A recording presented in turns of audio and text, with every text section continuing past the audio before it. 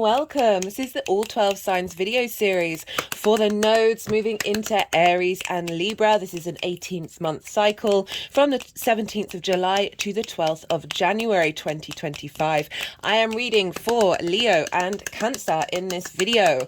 My name's Chloe. I work with card divination, astrology, and I channel energies through my body. As you can see, my hands are moving around right now.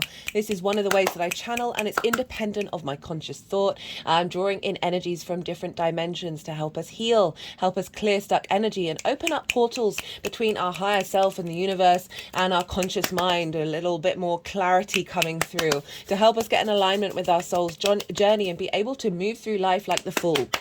Okay, right. So the reason why I love using all these modalities together, they just bring in different elements of how we digest information, a sort of more of a holistic, well-rounded way of tackling of what's going on in the astro weather.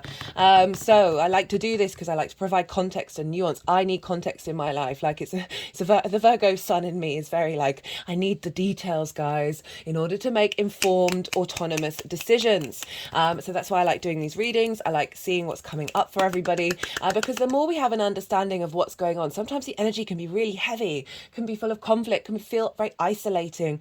You might be having a 12th house transit that just feels a little bit more difficult, and the more that we understand that's what's going on, that it's transitory, right? Transits, transitory. The universe is constantly in a state of flow, that you're able to go, okay, this isn't going to be forever.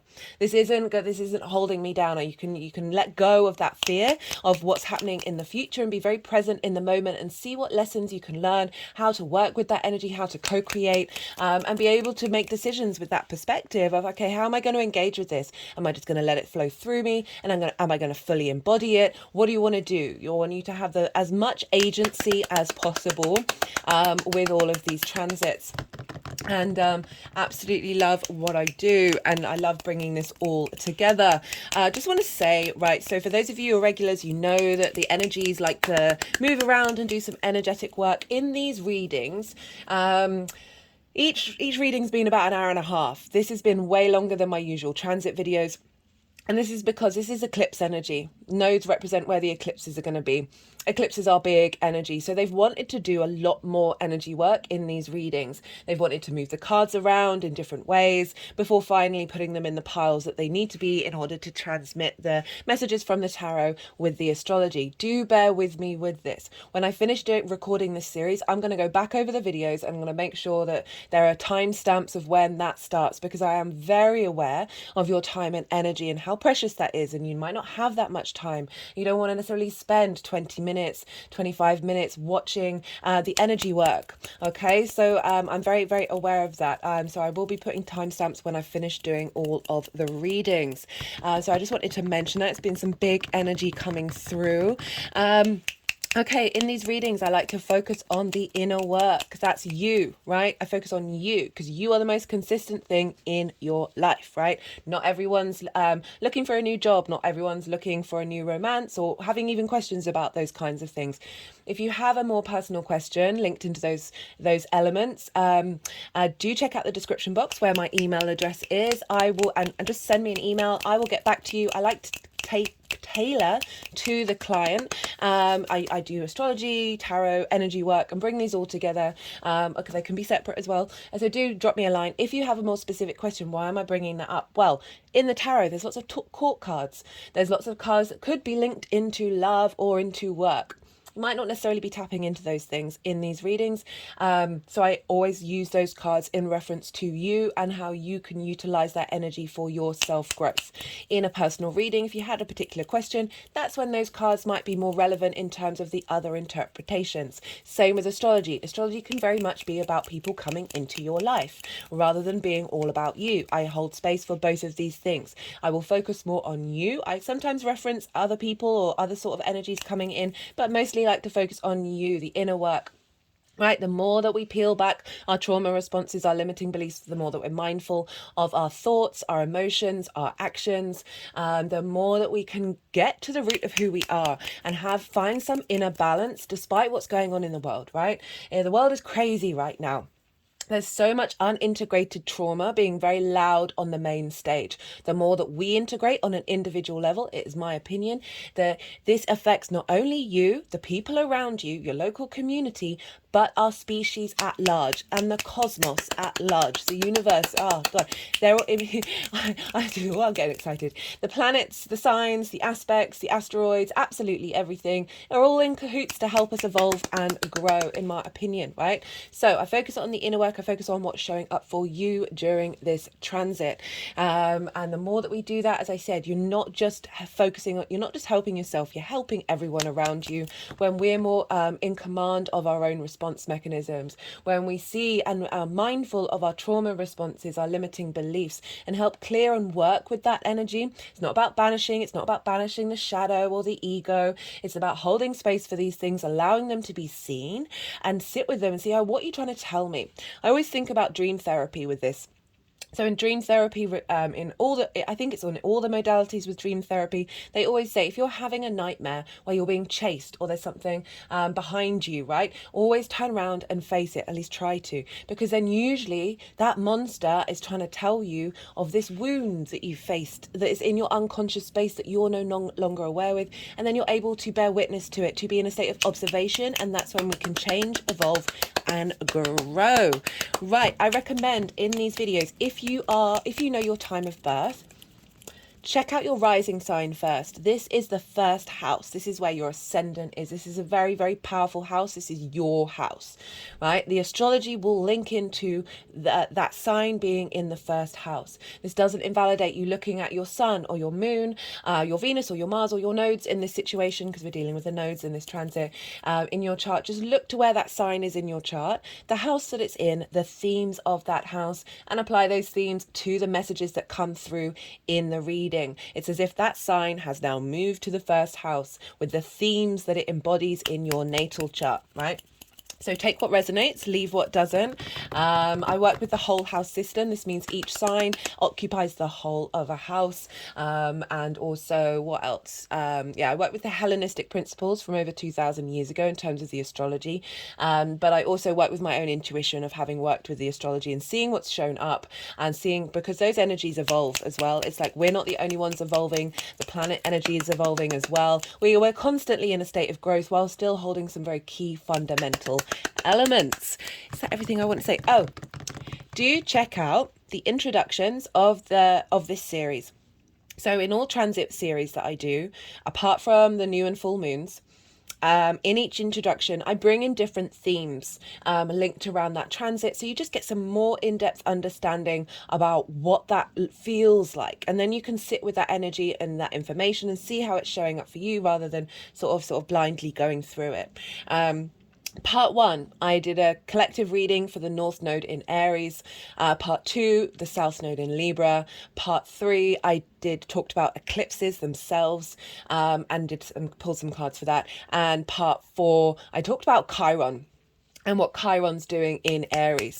So Chiron is having a big effect on the nodes from now until mid-June.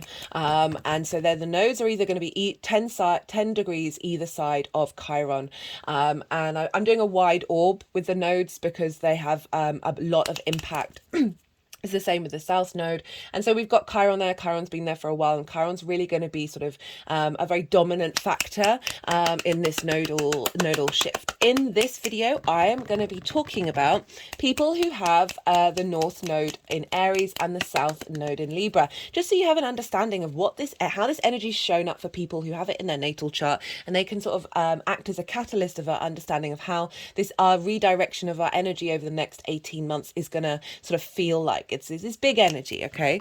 Right, I think that's everything that I wanted to say for this little prelude of information. I so appreciate your time and energy, guys. It really means a lot to me, new and returning viewers alike. As I said before, I'm so aware of your time being very, very precious and your energy being very, very precious. And it does mean a lot to me that you're spending even like a minute watching this. And I am full of gratitude. It is an honor and a privilege to be reading for you all. Thank you. Be good to yourselves, be good to those around you, and most importantly, be well until we meet again. Okay, so I said in the little mini introduction what I was going to talk about. I'm going to be pulling some cards while I am. I'm going to be mentioning some famous people who have the North Node in Aries and the South Node in Libra. There's a fair amount. They are all incredibly independent people, and a lot of them have instigated things that weren't around before, or done things that no one's done before. There's Sigmund Freud and Gustav Jung both have the North Node in Aries. Now, these are very big people who wanted to work out how the I am operates in a social environment. Okay, so Freud, you might know from the development of the id, the ego, and the superego. Speaking of that, do go check out, I think it's part 5 of the Saturn retrograde series, where I pulled some cards for that, because I feel that Saturn transit is really helping us tap into those energies. And I don't like all the ego bashing. I think it's misconstrued. The ego is just trying to do what the id wants, and is balanced out by the super ego, right? So we need to look to our id. Okay, my hands have just gone to the back of my neck, and out to the third eye, and now to the heart space. That the more that we understand our very, very unconscious instinctive actions, the more that we're able to find balance, and the ego isn't necessarily responding from that. Anyway, regardless of that, so Freud, very big, right? He's kind of a controversial figure now. He had his own issues, right? Everything, we're kind of mini tyrants, dictating our worldviews on other people, right? And it's about finding balance of expressing that without being little dictators. It's very appropriate for Aries. Okay, I'm gonna start right. Words. I've had the honor and the privilege to be looking after my friend's kid. Since she's gone back to work, and it was from like 1.5 to 2 to age 2, and she's a Libra rising with her Sun and Mercury in Aries. And it's fascinating watching kids when you know about astrology, because they're very primarily connected to the root essences of the planets, of the signs. It's mind-boggling when it keeps showing up. And the reason why I say this, why I'm bringing her up, and I've got permission from her parents, well, from her mum. Her father rolls his eyes when I talk about astrology, even though whenever he talks about his life and I know his chart, it's all completely in alignment. Anyway, so she can be very dominant. She's an incredibly dominant person, but she's very outgoing. She likes to try and be and do. She's not afraid of getting up and getting up again. She falls over a lot, right? But she's really good at it, and she doesn't break down. She might have a couple of sniffles, but then she's very quick to move on to the next thing. It's very Aries energy. Cardinal likes to instigate, likes to embody the 3D world from her experience. She also has issues accepting help, because she's very determined to do what it is that she wants to do, and it takes her a little while to sort of clock and realize, oh, actually no, maybe she does need help. But she's incredibly outgoing, one of the most energetic kids in the playgroup.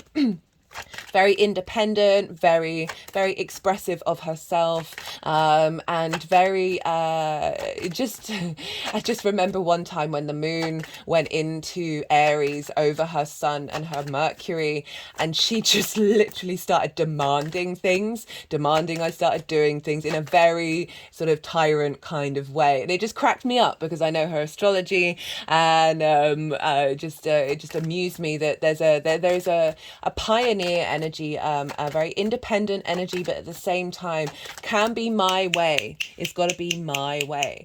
And I bring these things up just because so we can have a little bit of awareness of how this may show up when the North Node is in the sign, because that can exaggerate that energy. I haven't seen her since the nodes have moved into her signs, and I can't wait to see what she's like at the moment.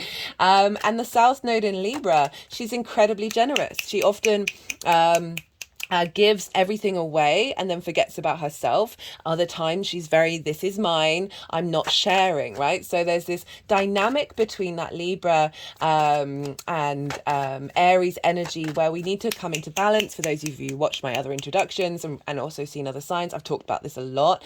That Libra energy, when the moon's in Libra, for her, she's so sociable, so charming, and so engaging, like really very present with everybody else in the room. Whereas sometimes that Aries energy, she can be off doing her own thing and not being bothered about who's around her. I have a photo which I'm going to put on the community page, and I've asked permission, and on the Instagram page, and she's essentially running ahead of me, but I can't remember if she's either she wanted to hold my hand or grab hold of my trouser leg. So this essence of she's wanting to be ahead, wanting to be first, wanting to be out there on the frontier, but at the same time needing someone to be there. Right, wanting to be social, needing there to be somebody else around, and it's just cracked me up that bearing witness to this of like, okay, I can really see these two things very loudly. She also is very good at making sure that other people have things who might not have had them, right? So snacks or toys. So she wants that balance. She wants people to all feel like they've got a part to play, that they're not feeling left out of a situation. So that Libra energy is really very beautiful. But again, sort of the side of Libra that I've really been going, if you're a Libra, if you've watched any of the Libra readings in the lead up to this transit, that I've been going on really hard. Okay, you've got to make sure that you are you are able to do what it is that you want to do, as well as be that sociable, giving person. It's making sure that there's something in balance with that. Just got the Two of Swords in reverse of, essentially being able to make a decision, while I was talking about that Libra energy of being able to make a decision that isn't based on what other people want. You can take that into factor, but I really feel that this next 18 months is helping you refine that ability to do that. And this card, it's about two opposing forces pushing on us. We've got the moon in the background, of realizing that these eclipses are two energies that could have you swaying from one side and the other, but it's about allowing that balance, allowing that harmony, and for then being able to make decisions based on both of these concepts, both of these energies. I just wanted to pull some cards. I'm not really doing it in relation to the people that I'm going to be talking about, but we'll see what comes up. So back to Freud and Jung. Jung developed what Freud was teaching, and very much a lot of his work is phenomenal. He works with archetypes. He really brought to the forefront this idea that there are main archetypes in the cosmos, in our species, in the way that we communicate, and this is really getting to the sort of the individual aspects, these themes, these very core ideas of how we engage, that they are there, that they are independent of themselves, but they do make up the collective whole, right? So that's that Aries energy of the individual, the I am, each separate individual archetype, but they come in there's more than one, right? So the fact that we have different versions of ourselves within us, that we have different ways of expressing ourselves, and really finding space to allow these all to have a space at the table. With Aries energy, it can be very much, this is who I am. Well, who you are is constantly changing. Who you are is nuanced and varied. We're allowed to be wrong. We're allowed to question things. You're allowed to really acknowledge that you've got lots of different ideas running around your head, lots of different agendas. And yes, it may come out in a very determined way, but I really feel that this transit is allowing us to be flexible, and understand that we're not always going to be consistent in what it is that we want, and that is okay. It's about exploring and instigating new ways of being. Right, who else? Michael Schumacher and Tony Hawk. Right, Schumacher was huge, probably one of the biggest Formula One racers. Right, if you think about Aries and you think about Mars, Mars is very much can be linked into vehicles, can be linked into movement, to be that motivation, that drive, that action. Okay, and so competitive as well in Aries.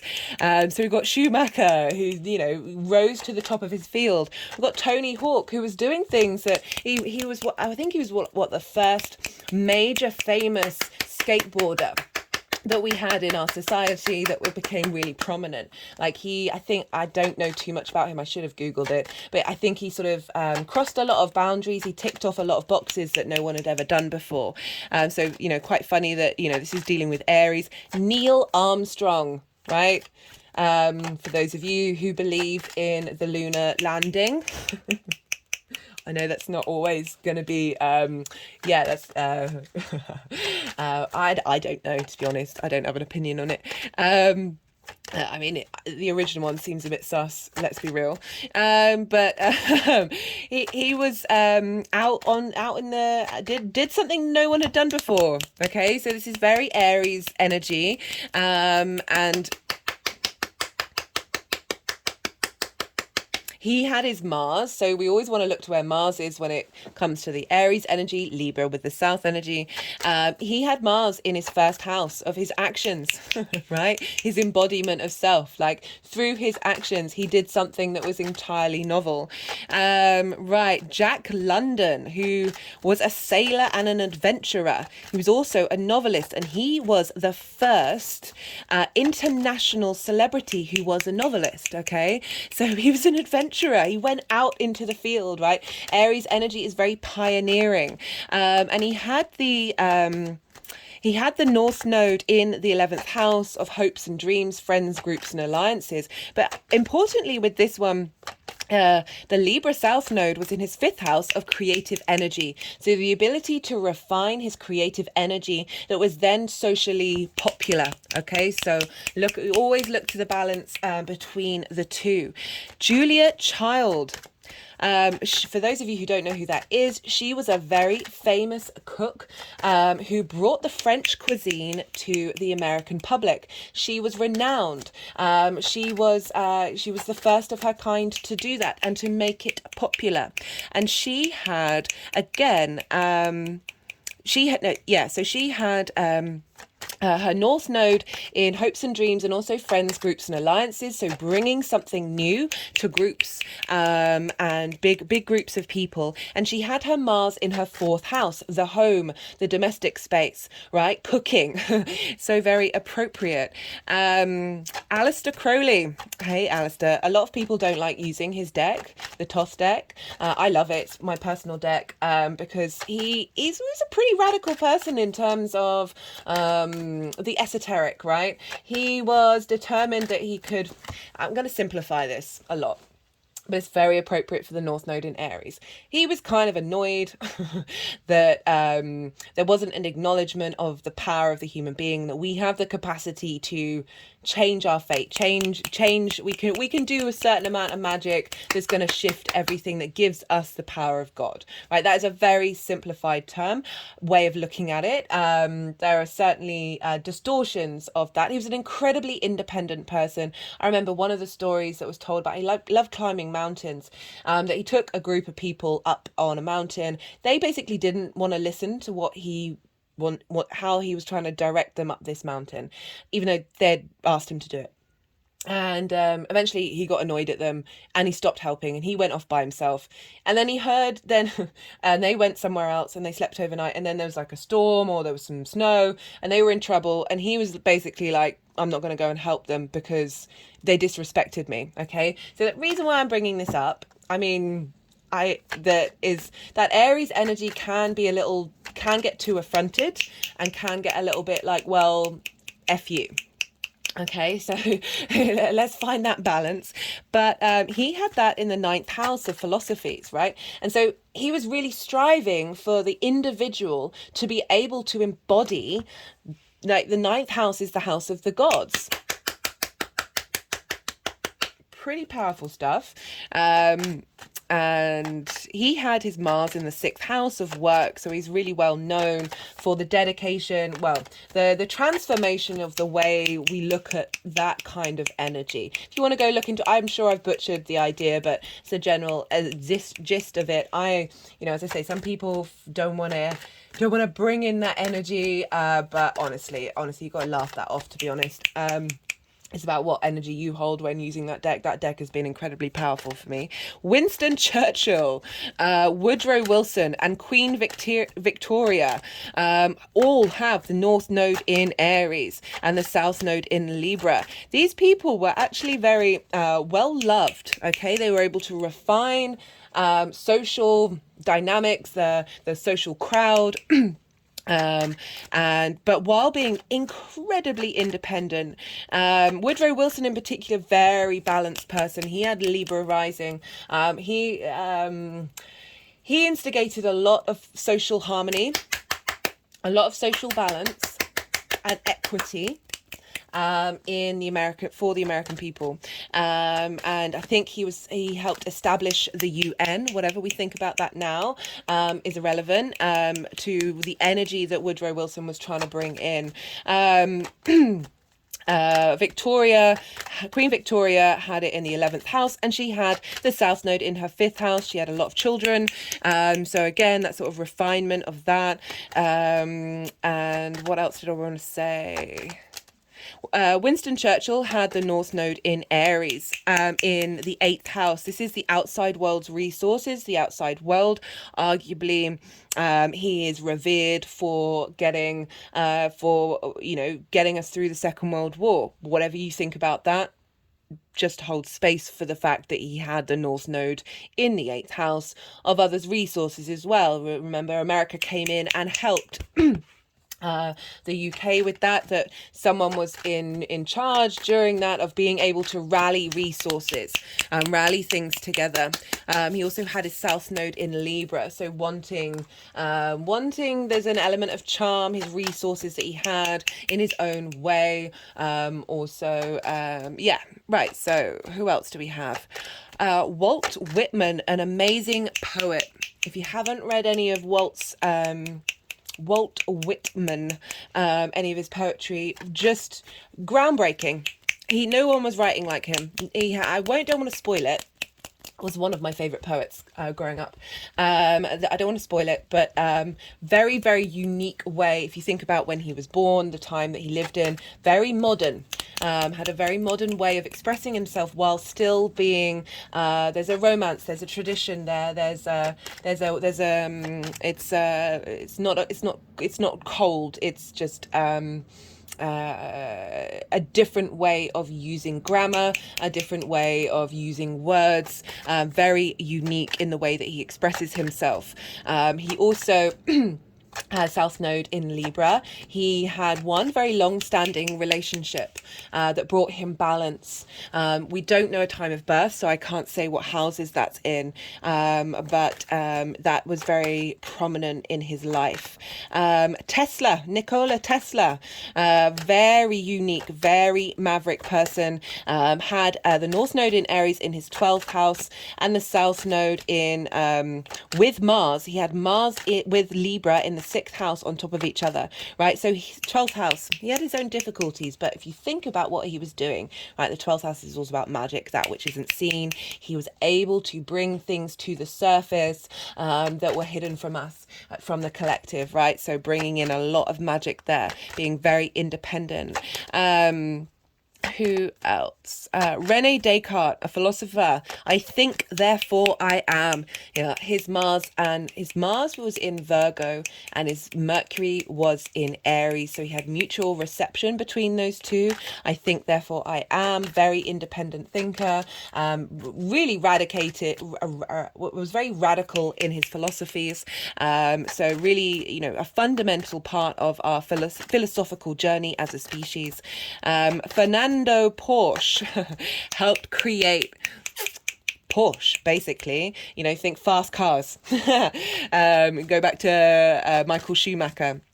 Janine Calmette I think she's dead now, the oldest woman on record, and she had the North Node in her 2nd house of valuing herself, and and what are her resources, and that is longevity. Okay, the longevity of the I am, the expansion of the I am. Pablo Escobar, the biggest kingpin, right? Right.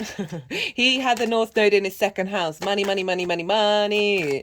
Who else? Alexander McQueen had the North Node in his fifth house, the South Node in his 11th house. So the fifth house, very independent way of he was a fashion designer. If you haven't seen any of his work, do go check it out.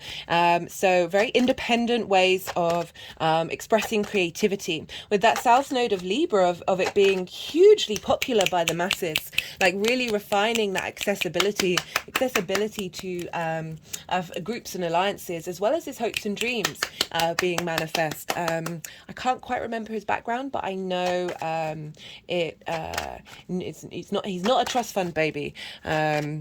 So this ability to refine his hopes and dreams and make them accessible. Who else do we have? Martin Luther, not Martin Luther King, but Martin Luther. He basically kick-started the frustration with the Catholic Church, the breakaway from Catholicism, and instigated what we now know as Protestantism. Easy for me to say. So very maverick, very forthright person. He had that in the ninth house, the house of the gods, and like very questionable individual, but certainly kick-started a less dogmatic, I mean, every book religion is dogmatic, let's be real, but certainly a less dogmatic, less priest orientated, only can connect to God that way. It was his intention was for us to be able to connect to God ourselves. Okay, so ninth house Aries North Node, very, very fiery character as well. I think he was a bit of a I don't want to swear, but it wasn't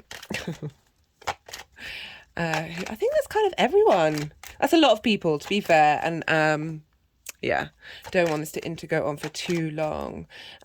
Stanislav Grof, another he radicalized holotrophic processes in terms of the psyche. So using out of psyche, what is the word? Did I save it? Me and words, we don't always get along. Where is it?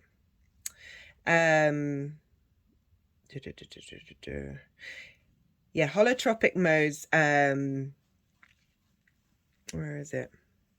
So he really focused on the expression of psychology rather than sort of talk psychology, but focusing on meditation, the mystical sides of things, and psychedelic experiences. So really having a step outside of the norm in terms of different modalities in the way of stepping onto the psyche. And he had that in the fifth house, the North Node in Aries. So the fifth house is your creation energy, but it's also sort of the more amusing things in life, isn't it, really? So helping us tap into our creative energy for a start.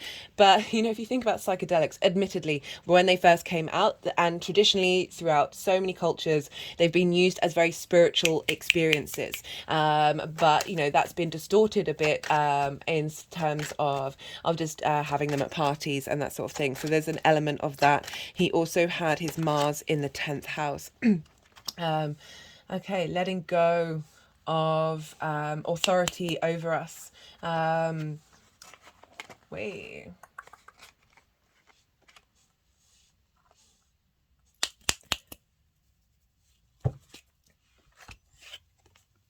So the death card, I always like to point to the monarch who is no more, right? So with the death card, we're letting go of authority that doesn't serve us. So that can be both the social dynamic for the Libra South Node of prioritizing the social over the individual, as well as any sort of like dominant energy. Okay, that's just triggering me to other people that I wanted to talk about. Dominant energy that is a little, that dictator, that tyrant energy.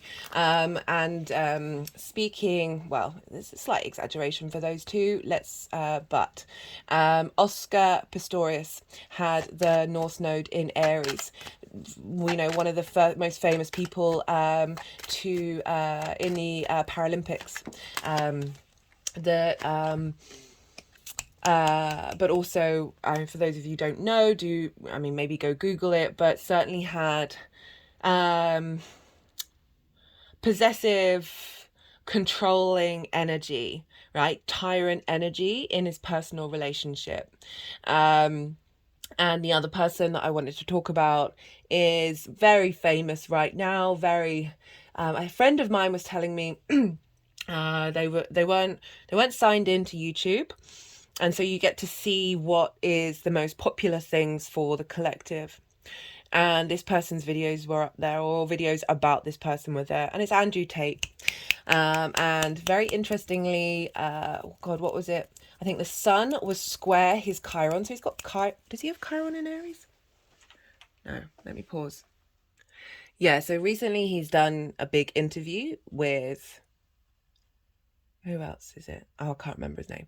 A big interview, and it was when Chiron, because he's got his North Node in Aries, when Chiron was on his North Node and the sun was squaring it in Cancer, and I just found that was fascinating when things turn up, right? So that energy is very loud right now, and we have to sit with that energy and understand what it's reacting to, where it's come from. So you don't have to agree with it, don't have to agree with it in any way, shape or form, but the more that we reject that side of the masculine energy that might feel quite angry right now, the more we isolate it, the more that gets bigger. I talk about the energy of Mars. I talked a bit about it in the Chiron video, the Chiron introduction, but also in the Mars in Cancer series. There's that energy of Mars comes about from a very primal way of us, of the human species, of how I'm going to repeat it again in case, because I don't want you to get distorted about if I have any kind of preference with these two people, or through my compassion for them, that you think, through my empathy for them, actually, sorry, I always get those two around the wrong way. And empathy is the ability to walk a mile in somebody else's shoes and see things from their point of view. Doesn't mean I agree with it, okay? I have nuanced opinions on that there is simply not enough time to talk about that here. But the energy of Mars comes about from when we were in small tribes, small villages, if there wasn't that much food and we had loads of sort of very testosterone driven young men, they would be kicked out of the tribe. They wouldn't be prioritized. The children and the mothers would be prioritized, and the young men would be kicked out into the forests, right? So they'd then go. So if you think about what was it in Peter Pan, the wild boys, also like the founding of Rome came about very much from that energy.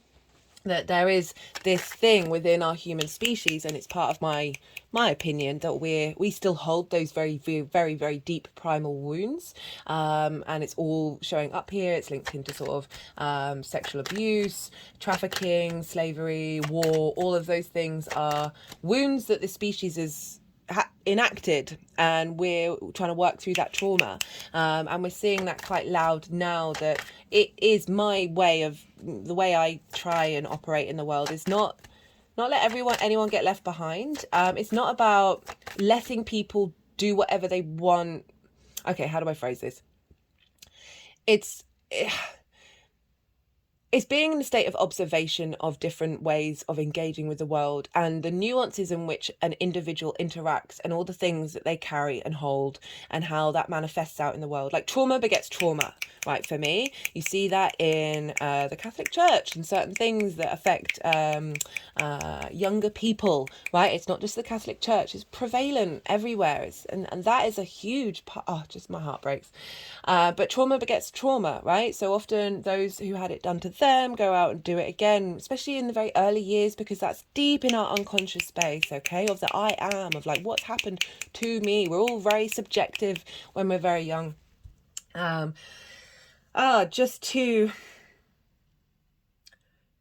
question it, to sit with it and not immediately dismiss it. That's all I say. That we can exaggerate situations by putting something in a black box in the back of our mind and never thinking about it ever again, right? That energy just goes boom, boom, boom, boom, and then it will explode out in the world in something that you've done maybe 10 years later, because you've repressed it, okay? So rejection, separation, abandonment, shame, suppression, all of these things are on the main stage right now. And if we don't spend the time being in observation of them, if we don't spend the time allowing, it's not me having a green light for people to do what they want to do, right? Sometimes someone's chart they can be a main player in terms of shining a spotlight on something that we need to look at. That's my opinion. So often people who do things that sort of go against the moral grain or go against your own preferences, they're there to help you question things, right? They tend to be the master teachers. I've had a lot of people in my life where I'm like, what on earth is going on? What is this all about? This seems so exaggerated and so extreme, and the levels of trauma just seem so absolutely ridiculous. But I've ended up coming out the other side of those situations knowing myself more, understanding what it is that I need and what it is that I want. And they felt like master teachers. I kind of wish I didn't need that. That's why I try and be really observant with myself, so I don't need someone else to come along and teach us that lesson. But, you know, for some people, certain aspects that you can have that can make someone a serial killer and someone go into the police force and stop serial killers, okay? So there are different ways of engaging with energy. And a reason why I say these things is because it's important to be in observation of them in yourself. Whenever somebody does something I don't like or I find frustrating or whatever, I always use it as a mirror. I'm like, where have I been like that? Even if it's the most nuanced little tiny little thing in my life, where have I been like that? And then you can just sort of sit with it and then think about how you got to that space of you doing that, and then realize that everything has cause and effect. But yes, we make decisions. Yes, we have choices. That's the point. That is the point. And those who go out and repeat the same thing and do harm and keep doing it, I don't like them. But I can sit with that energy. I can understand. I'd want more context. I'd want to know what's going on in your life. I talked about in the Libra reading about cancel culture. For those of you who didn't watch, I'm going to bring it up again. I watched this podcast with Louis C.K. And he was talking with another comedian about his growing up, being a young boy, sexuality, exploring that. And he talked about how he lived with his three sisters in the same room, and he was in fear. Like, he was so aware of being of doing things that young teenage boys do in their room. Very fucking, oh, sorry, shouldn't swear. Very normal. Let's not shame that, shall we? That just gets us in trouble, collectively. Jesus. This is my Aquarius moon coming out. I can be very pragmatic. I can really zoom out about situations. That he was talking about how it wasn't necessarily that he lived in fear, but certainly being very, very mindful of not wanting to be observed, of not wanting anyone to know that he was doing it. And then you go Google what he did if you want to. I mean, when that, yeah, anyway, I've got my opinions. And I was just like, when I heard that, I was like, bingo. These things, these shames, these fears that we have, this like, oh, I don't want to be pointed at, I don't want to be left out of the tribe. All of this energy then manifests in certain ways that comes out in instinctive id responses. Okay, and if you go Google him, you'll understand what I'm talking about. Like, I want to know, whenever I hear that somebody's done a bad thing, I want to know the full context of that person. Full context. Like, I'm not one for immediately getting my pitchforks out and going, banish Ed. I've got my own abandonment issues, which is why I get very, very protective over the whole, I don't want anyone left behind, right? I don't like this idea of ascension happening when only some of us are going to do it. Like, look, I keep wanting to swear. This is the Aries energy that's coming through. I noticed when I was doing Aries transit videos at the beginning of the year, all I wanted to do was swear. Okay, so there's a bluntness, there's a roughness, there's a no masks kind of energy with Aries, of like not caring if you're going to get offended that someone's swearing. Right, like, it's I mean, that's a small version of it, and we need to find a happy balance with that, right, in order to get to this space, which was the other card that came out. This is legacy card. You know, I'm talking about all these people with these North Node in Aries. They're able to start something, be mavericks in a certain way, instigate. That then becomes very poignant in our collective energy.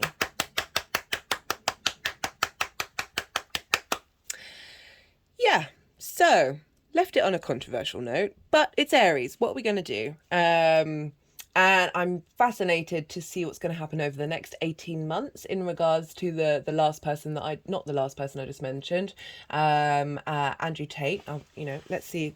Might get flagged, probably. Maybe is he? I don't know who's flaggable. We'll see what the YouTube gods do with this video. Oh, I know. I'm going to end on another energy that let's move away from that, but not hide from it. Okay, don't hide from it. Don't. Think about it. Think about why there's a response to him. Think about that. And let's try and make sure that doesn't get exaggerated if we reject it and hide it and don't even give it space to see what's going on. Because we can, the human species. Wonderful and terrible at the same time. Osho. So he has the North Node in Aries, and he is an Indian philosopher, and he was very controversial when he was younger, and now he's an incredibly popular. I always admire his clothing. He's got good threads, and he's expressing God, the universe, or however you want to phrase it, through his embodiment, right? It's through being an individual, being that guru energy, that we have the capacity to express our own divinity, okay? So not quite the Aleister Crowley of let's manipulate everything and get our own way the whole time. I feel like there's a balance between, you know, having intentions and also, you know, acknowledging that there's an element of surrender to the universe, and not so, you know, with Aleister Crowley, it's kind of like rejecting your father of the authority, okay? Like really not wanting anyone to tell you what to do. And that can be very Aries energy, not Aryan energy, Jesus. What is going on with me today? That is about balance. It's about balance. All of this is about balance. Okay, I'm going to leave it at that. That's a lot. That went on longer than I thought it was going to. Right, I said I was going to read for Leo and Cancer in this video. Thank you for being here. Thank you for listening to what probably might be some controversial opinions, but I have my North Node. I don't have my North Node in Aries. I have Aries in the 9th house. I'm very independent when it comes to the way that I think, and I am aware of I don't want to trigger anyone. That's never ever my intention. Never ever ever ever ever. But we have to be able to sit with these things. We have to be the adult in the room sometimes, and it's not about putting our fingers in our ears and going, oh, can't hear you. That's not going to work in the long term. It's short-sighted. That's my opinion. It really is, and I'm okay with that. So just know that I have never have any intention of harming in any way. Far from it. Far from it. Let's break the cycles, guys. Let's break the cycles. That's what we're here for. That's what we signed up for. Let's break those cycles. Love is at the root of all of this. All of it. The love and the lack thereof. What happened to Andrew in his life? Let's think about it. Oh, we don't have to think about it. You don't have to think about it at all. Right, I am gibbering because there's a part of me that is a little bit nervous of expressing views when, you know, I'm just supposed to be reading the energy, but there we are. Right. Be good to yourselves, be good to those around you, and most importantly, be well until we meet again. Leo rising. How you doing, Leo? For those of you just tapping into the Leo energy, look to where Leo falls in your chart, the house that it's in, the themes of that house, and apply those themes to the messages that come through. Take what resonates, leave what doesn't. It's as if that Leo energy has now moved to the 1st house, but with those themes, right? So it adds on another layer of how this is showing up for you. In general, regardless of where that Leo energy is, The North and the South Node are making very harmonious aspects to your Leo energy. Aries is a fellow fire sign. This is a trine. A trine is an aspect of Jupiter. Jupiter wants to bring in elevation, wisdom, expansion, cohesion. And the reason why that is because, you know, two fire signs, you've got three. With a trine, you've got three of the same thing, three of the key themes of astrology in common with one another. You're the same element. You're both yang, day in nature. So the nature in which you express that energy is the same, but you are different modalities. So Leo, you are fixed fire. Aries is cardinal. Cardinal energy likes to instigate things, likes to start things off, likes to go and try and be. And fixed energy likes to maintain cardinal energy, that which has been started. It's very good at keeping going. There's a sense of loyalty and commitment with fixed energy. So you've got this very strong energy between Aries and Leo, very supportive. As I said, Jupiter with all that wisdom, that elevation, right? Because you've got two things in common, you're then the flow of energy is very smooth, very easy, right? It's not requiring a lot of hard graft and difficult issues, right? And with this free flowing energy, you get to ponder on things in a more deep way. That's where the wisdom comes in. It elevates. So you're bringing different modalities together to help raise up that fire energy. There's a sense of cohesion, of bringing things together with ease and flow. And with this wisdom that the trine can bring in, this inspirational energy, this is when we get this sense of abundance, luck, and opportunities come in, because you're just a bit more in your flow. You're not having to second guess things. And there's a lot of ease flowing through with this Aries dynamic. And with the South Node over in Libra, this sextiles your Leo energy. And this is an aspect of Venus. So we've got an aspect of Jupiter and an aspect of Venus, and these are both the benefics in traditional astrology. They want to help you out. These are soft aspects as well. Soft aspects, there's an ease, there's a free flowing, compared to sort of the more dramatic energy of squares or oppositions. And a sextile Venus, right? What does she want? She wants you to feel creative. She wants you to feel love and harmony. She wants you to feel valued and appreciated. She wants to bring in this sense of connection, right? I always think of brainstorming when I think of the sextile. This is because, right, instead of the trine, which is two things in common, with the sextile, you've got one thing in common. You've got you're both yang, day in nature, so you've got the nature in which energy is embodied is familiar, is similar. So this desire for stimulation, this desire for action, direct action, go, fire and air aren't bound by gravity. So this is where the brainstorming comes in, because you've got the same way of operating, but you're coming at it from different elements, but those two elements get along.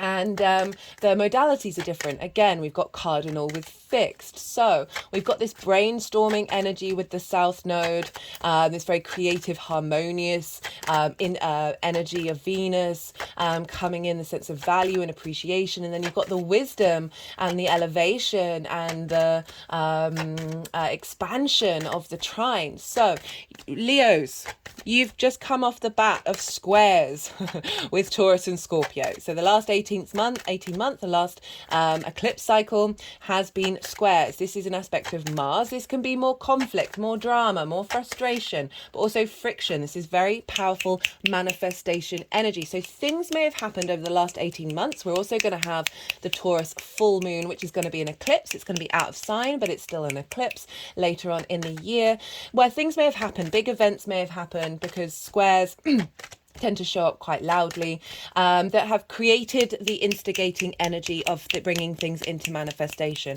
And now you're shifting into this wisdom, this elevation, this creative, elevated energy.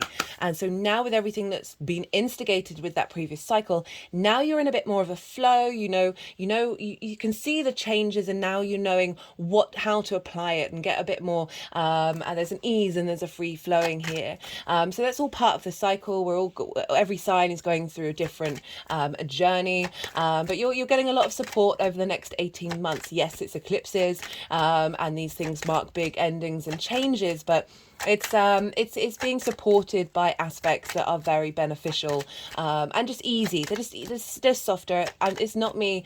Squares and oppositions, that's most of my chart. It can be difficult, but you're able to really forge things in the fire. So each aspect has its own qualities. Also with sextiles and trines, the sort of negative side with that is not necessarily getting the motivation to do anything about the creative energy or do anything about the inspirational energy. So a reason why I flag this up is to be mindful, see what's coming through, and then instigate your own kind of square energy with it, right?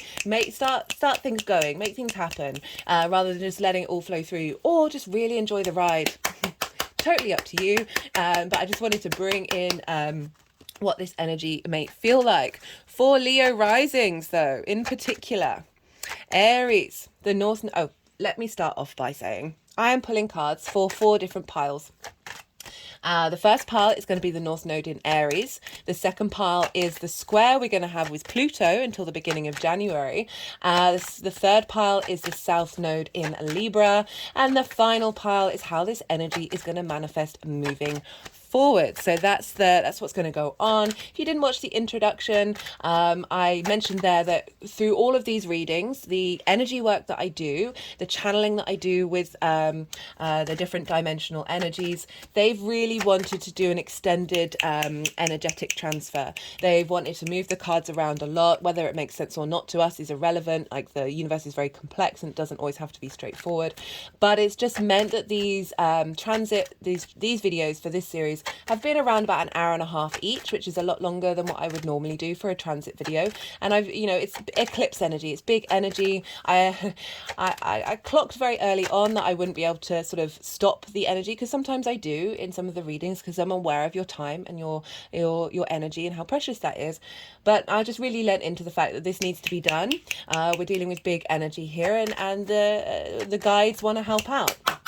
Right? They want to help out, even if it doesn't make sense in a conscious cognitive way. It doesn't matter. It's all part of the process. So later on in the video, there may be a good chunk of time where I go quiet, allowing that all to happen. As I said in the introduction, when I finish recording this series, I've got one more video to do after this one. I will go back and I will do timestamps. But even if the timestamps aren't there when you're watching this, you're going to be able to figure out when I start talking about the tarot, because I'll put a card up really close up by itself, because it's to help me do the timestamps. So you're going to be able to move forward if you don't have time to watch it, but it's kind of fun. It's kind of cool. But yeah, that's what's going on. Anything else did I want to say? Oh yeah, if you didn't watch the introduction, guys, I recommend checking out all the introductions for this series, because I'm bringing in different themes. I talked about the Aries North Node in part 1, Libra South Node part 2, Eclipses in part 3, Chiron, who's playing a big deal in Aries for this transit, in part 4, and then today I talked about famous people who have the North Node in Aries, South Node in Libra. So, right, Leo rising, hi.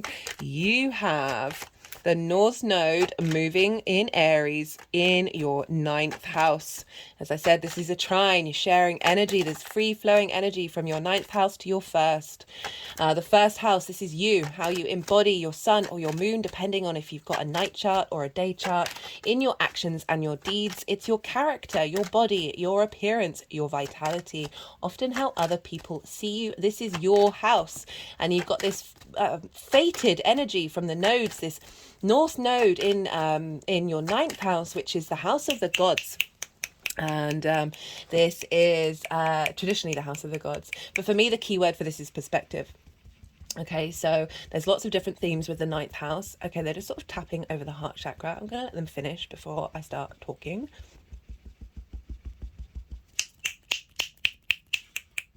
Leo, you've got Venus in your sign. If you haven't seen that Venus retrograde series, check it out. It's a big deal, right? It's going to start a whole 8-year cycle. I will talk more about Venus in a little bit, because she's currently ruling the South Node. Hello, Venus. But also interesting that they're drumming on the heart space. Mars is very much linked into drumming. Okay, now both of them. Ow.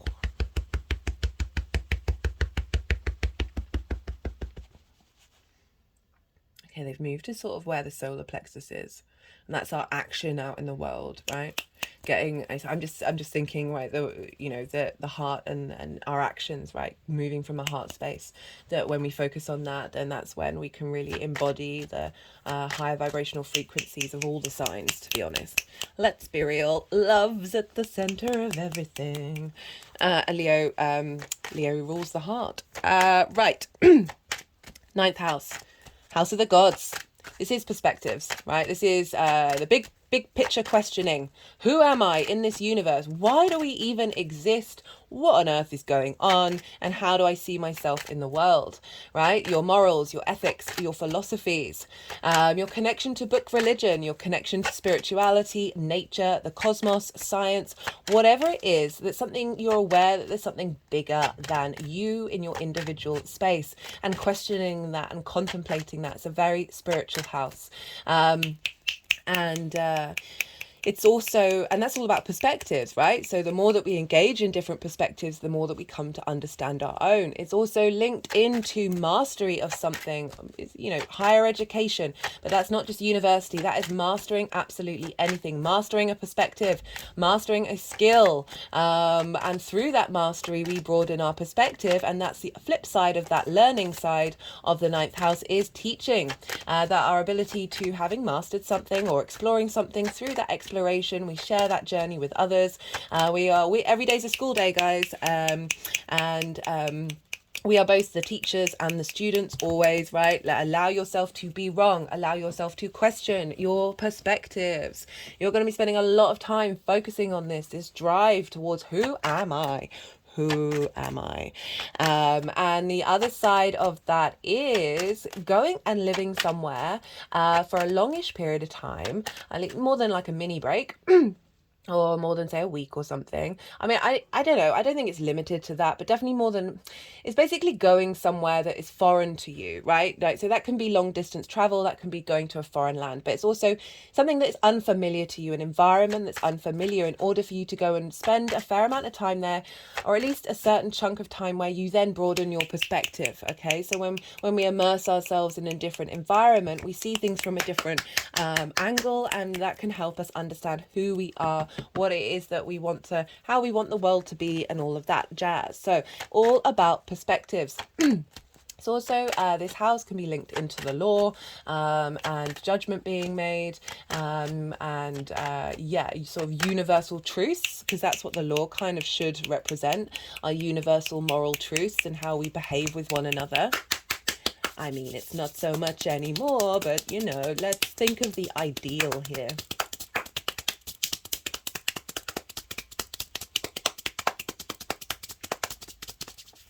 Okay. So, North Node in Aries in the ninth house. Yeah, North Node exaggerates, amplifies that house, wherever it is, the sign. So if you've got anything in Aries, any planets, any astrological points, any asteroids, it's going to exaggerate and amplify the qualities of those things.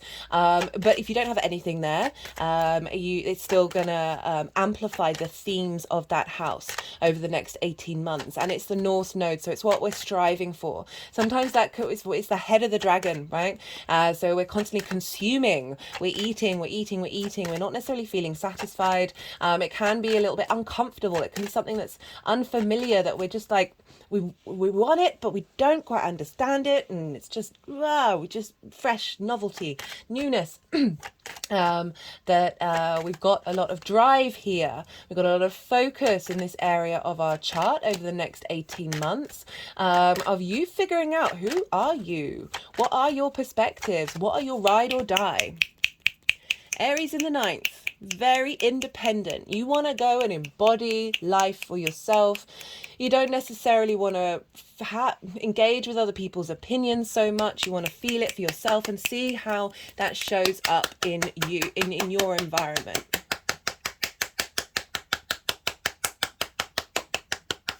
You know, Aries can be a little bit tyrannical of your way or the highway. So it might be that you're, you know, one of the things that you're working on is, you know, this is the balance between the South and North Node. I'll get to that later, actually. That you might find yourself really prioritizing your ideas over other people's. I would be mindful of this, but it is the energy of what's going on right now of really calling you to embody your philosophies.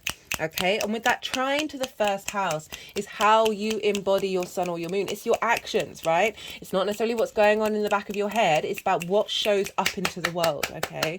So this trine with the North Node is you're seeking an understanding of what's important to you. You're seeking an understanding of how you see yourself in the universe, what your morals are, what your ethics, what it is that you believe in. What are your perspectives?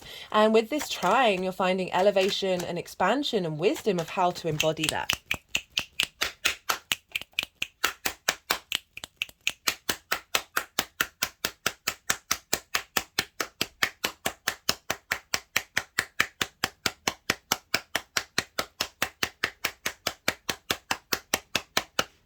Aries energy is very can be at the forefront. You know, a lot of the people that I listed in today's introduction was sort of very maverick for who they are. They came up with ideas that weren't necessarily around. They came up with new perspectives. And new ways of doing things, or just being very competent and very at the forefront of their field. So you just might find yourself just really cultivating that energy. It doesn't mean, you know, you're going to be out on the main stage, but certainly finding a drive to truly think outside of the lines, right? Of being, you know, it is the warrior at the front of the battle. It's the first one into the breach. And you know, you don't have to go into battle, but it's certainly that's, you know, is Mars, it is Aries. It can be very competitive of wanting your philosophies to be the ones that everybody else believes in, or not being bothered by that and just being very confident in who you are, and being able to be confident with that and not needing to dominate other people. That can very much be a thing with this nodal transit, because we've had Jupiter move through Aries. So collectively, we've had this wisdom, this sense of confidence in this area of our charts, wherever it falls in your chart. So we've got this with Jupiter. For me, it's always at the end of a Jupiter transit, you're then very confident in what it is that you need. You're not necessarily an unintegrated ego, or very sort of, you don't need to puff yourself up in that way. There's a deep wisdom, and with that a very sort of adult confidence, that you're not needing to be, you know, so many times when people act overconfident, it's because they're deeply insecure. Well, we've just had Jupiter move through there, so that's got rid of a lot of those insecurities, and now we're elevating that. Now we're building on it.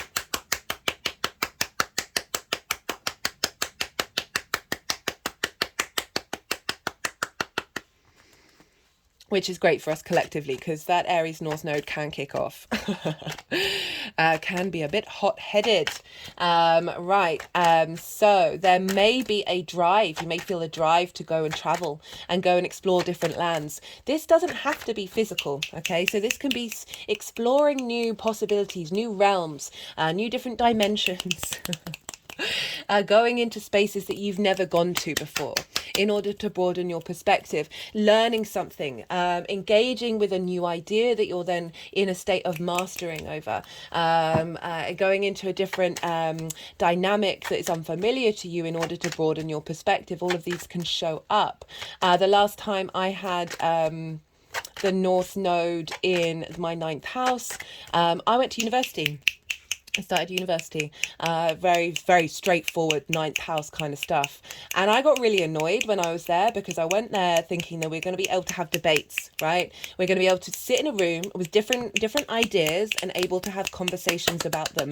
And that didn't happen, right? It was kind of like you had to toe the party line. And if you didn't, you'd get shouted out of the room. And I was like, this isn't the point of university. What on earth is the point of this if we can't explore ideas and expand our critical thinking, okay? So critical thinking allows you to think for yourself and think critically without dismissing something, without rejecting it wholeheartedly, and not getting your walls up when you hear an idea that isn't your own. So that was a sort of very stereotypical example of the North Node in the 9th house. That's not going to be for everyone, but it did start me sort of more the higher education side of instigating that, and learning and cultivating skills that I'd already had.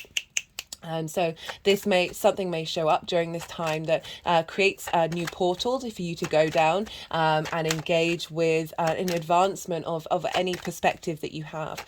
As I said, this can be a re-evaluation of your philosophies, of your connection to God, connection to spirituality, and being able to, it's cardinal energy, it instigates something. So you're instigating something new at this time. That doesn't mean it's like a complete revamp, but it can just be adding on a new layer of what you've already been doing.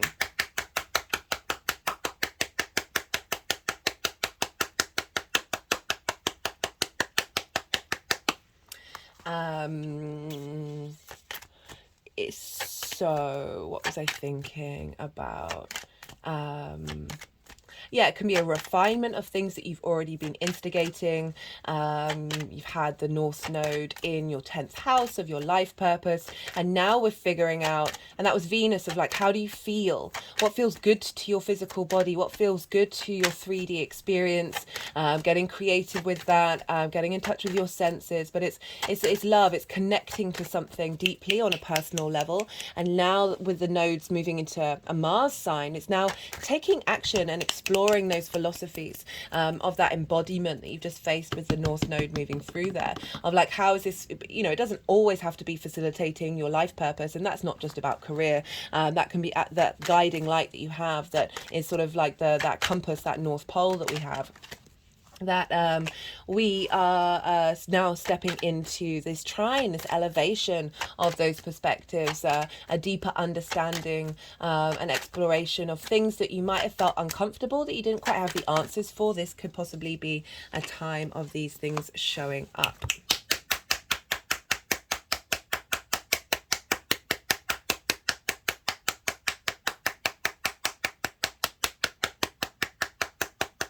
And because it's trining, as I think I've already said this, but because it's trining your first house, of really being able to very quickly find the ease to embody it and put it into practice. And this can help you test what are your perspectives, right? Because you can try things out that might not necessarily feel right when you embody them.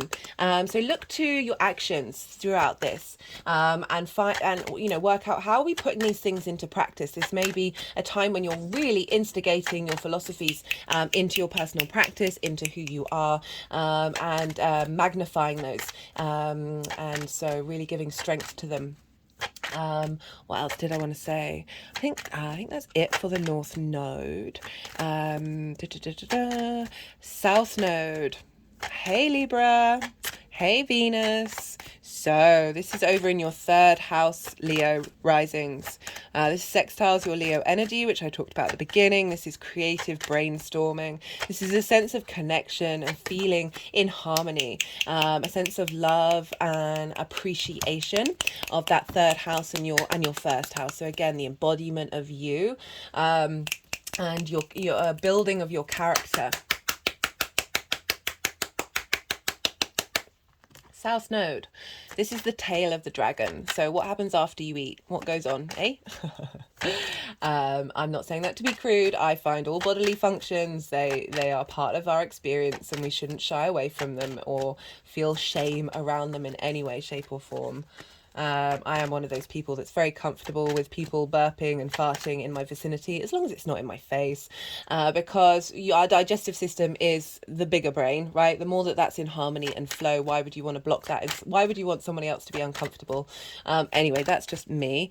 Right, I don't know what I'm talking about that. So the tail of the dragon, that's why. So the tail of the dragon, so this amplifies in a different way, right? The South Node is often what we're very comfortable with.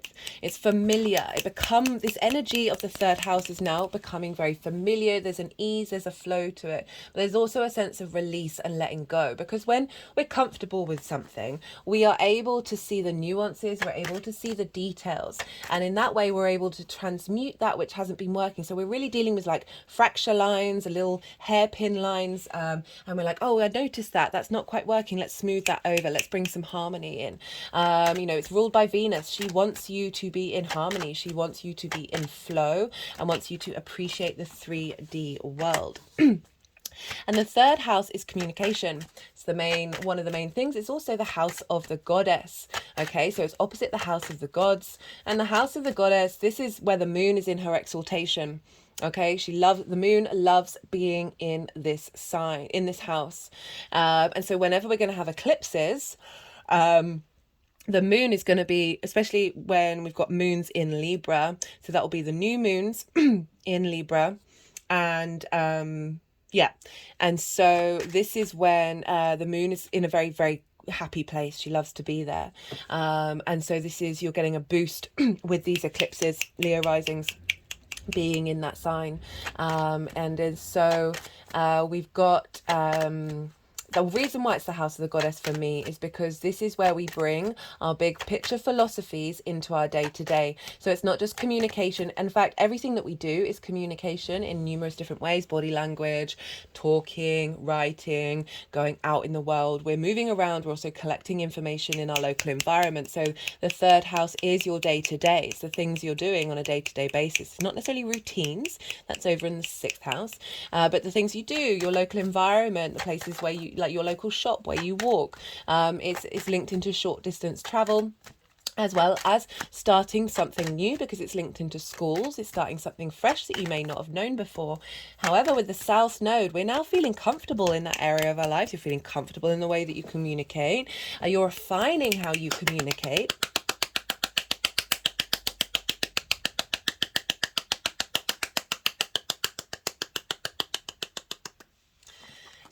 And I'm just thinking of how Libra is the scales and justice is the card in the tarot for Libra, and how, for me, Libra energy is very much, they like to right wrongs. They are the social warrior, whereas Aries is the spiritual warrior. Libra for me is the social warrior, where people with Libra energy, they're going to want, if they see that an idea has been distorted, that the social environment is aware of, I've noticed that they're very prominent in trying to make sure that that has been rebalanced.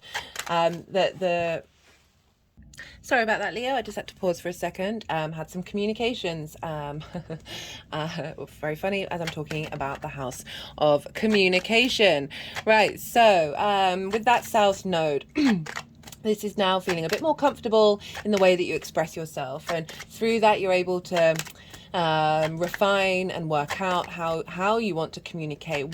How do you embody that? Finding balance in that. As I said, Libra likes to rebalance things. And so if there's anything being distorted in the way that you look at the way that you communicate, or perhaps a certain resource that you haven't had available yet in this lifetime, that's part of a soul contract that's getting released and opened up, that could very much be a thing, because the South Node can bring in things from the past, and that isn't just necessarily in this lifetime, but also in past lifetimes. They're just clicking around my throat at the moment, which is obviously one of the main forms in which we communicate and express ourselves. I've certainly noticed in my own journey of inner work and channeling that the more that I do that, the more that I surrender and be at peace with myself, the more that the throat chakra opens up, that you're able to express yourself.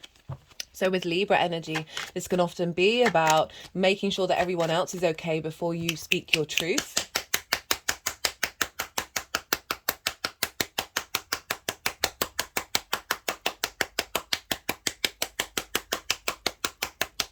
And so with this south node, we're really refining this. Our Libra energy is sort of getting a bit of a revamp there, of making sure if that we the balance between these two is making sure that we are both our individual self in the social environment without one negating the other. So this is a real great time. So the south node is very esoteric, very spiritual. It's a going inward. There can be a sense of isolation. I just say that it's more that you might be spending more time exploring those things by yourself. It's not necessarily that you're not going to be going out and about in the world, because the other side of the south node is you're comfortable. There's a bit more ease and a bit more flow. You're used to what you're now got an energy of feeling that you know what you're doing as well in this house. So it might be that you meet people in your local community that have come from the past, okay, come from past lives, and they can also bring in, they'll often, I've noticed this with South Node transits, of people coming into your life who are helping you remember something that you've always had within you.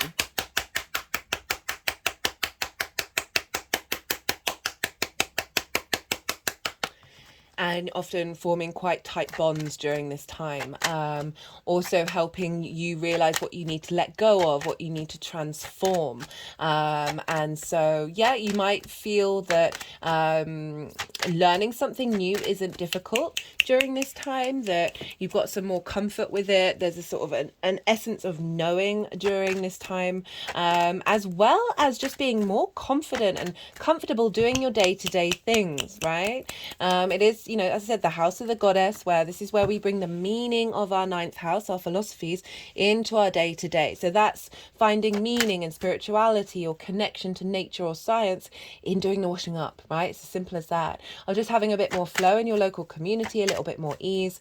With the south node, this can often lead to things leaving your life that you think you want in order to create space for the things that you need in the long term.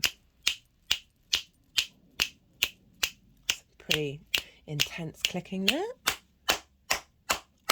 Just had an energetic release with that one.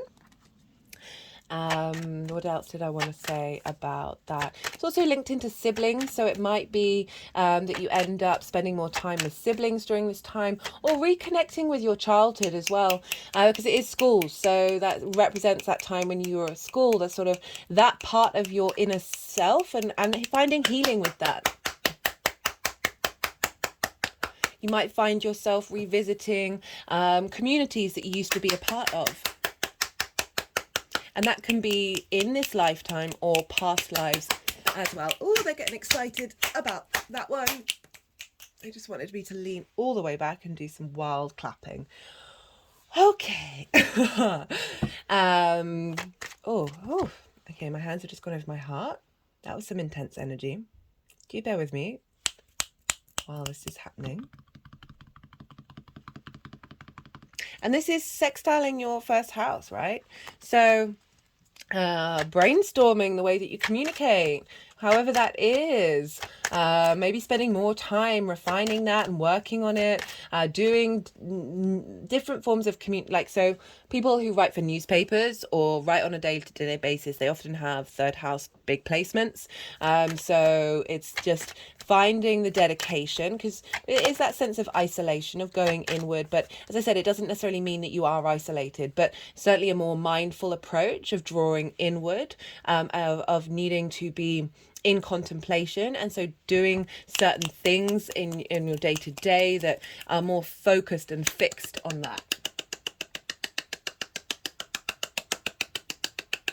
Whereas the North Node is kind of like manifesting out in the world, very material, it can be very material. The South Node is that sort of ascetic monk in the monastery, spending time connecting to a spiritual space, and not getting sidetracked by the materialistic side of the world, right? That it doesn't, you know, I'm not saying that in a negative way, just the exaggerated sides of both of those things.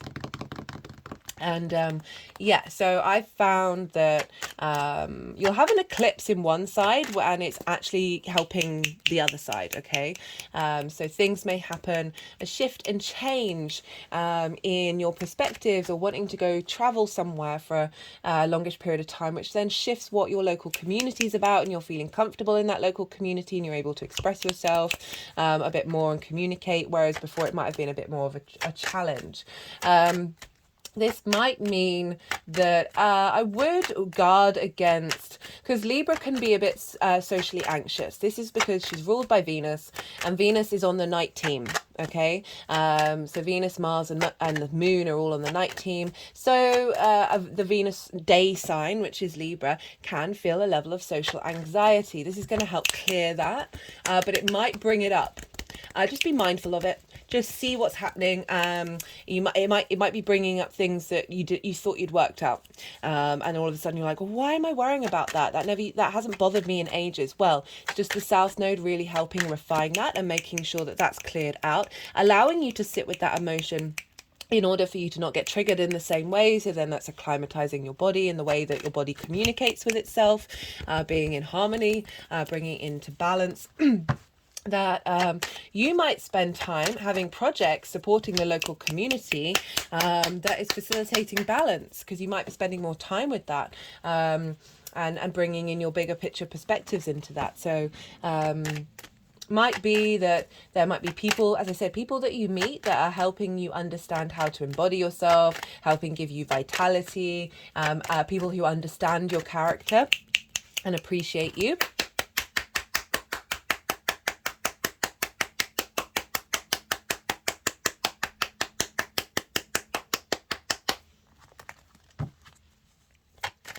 All sorts of different things.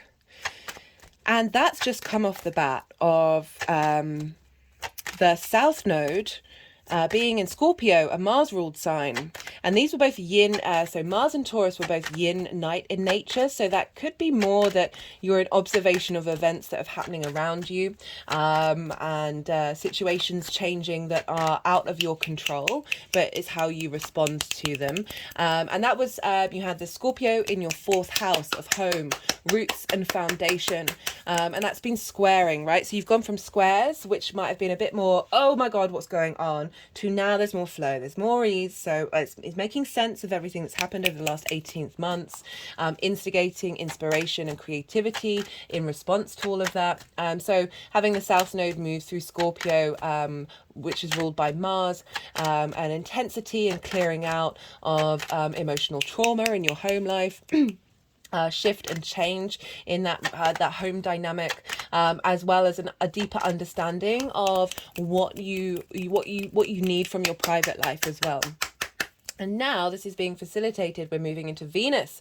So Venus is now taking action to bring in of everything that you've learned and you've refined from what's gone on in your 4th house, to then how are you applying that in your local community? How are you applying that in your day to day, in the way that you communicate and the things that you do, of finding a bit more ease and a bit more peace that you're comfortable with.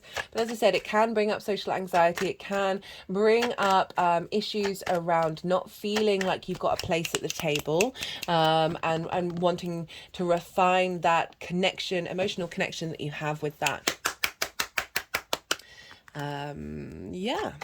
Look to where you have your Mars for the North Node in your chart. So look to where Mars is in your natal chart, the house that it's in, the themes of that house, and also the sign.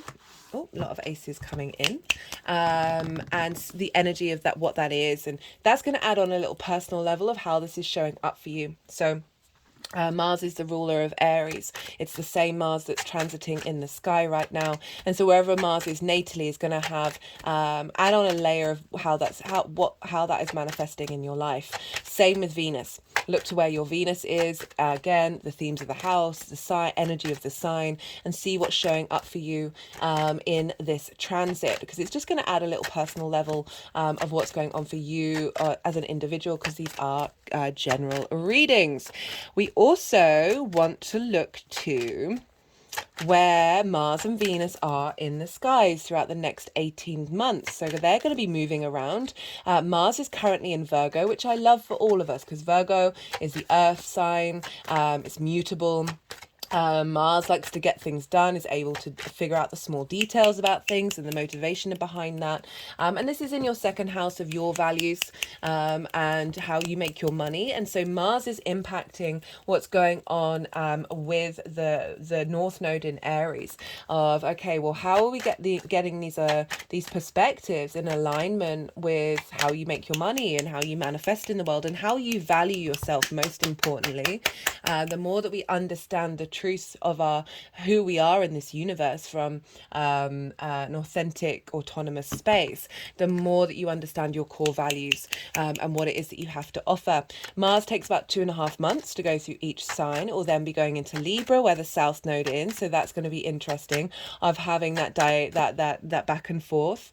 Make sure you don't prioritize one side or the other, and acknowledge and sit with the energy of Libra and Aries and how that shows up for you, and getting that to work together, right? We're trying to be individuals in a social construct, and without sacrificing ourselves or without being the tyrant in the room. Okay, so you know, it's a very mindful work that we're doing here, and we've just come off the bat of a Mars Venus cycle. This doesn't happen with any of the other planets in the way that the nodes work, so we've got a lot of embodiment of self. These are personal planets, and our motivations and our desires showing up here. So yeah, Mars moves every 2.5 months. So do check in with Mars and see where Mars is. Obviously, you know, there's going to be about 2.5 months of Mars being in Libra, giving a big weight for everybody of like making sure that our motivations are in alignment with this journey, and really bringing in that sense of balance.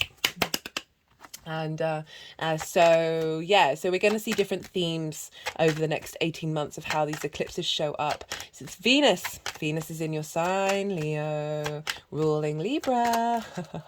She's going to be there till the 9th of October, so that's a while. This is Venus retrogrades the least out of everybody, and when she does, whoo, if you have not checked out that transit series, go check it out, Leo. Right, this is so every time I do transits in the lead up, I get called to tap into certain energy. This may show up in books that I pick up or things I watch on YouTube. People that come into my life I just across the board have the energetic vibrational frequency of that transit. And essentially there's been a couple of transits since doing that video series, and still the people that I meet, the things that I'm drawn to, it's mostly Venus.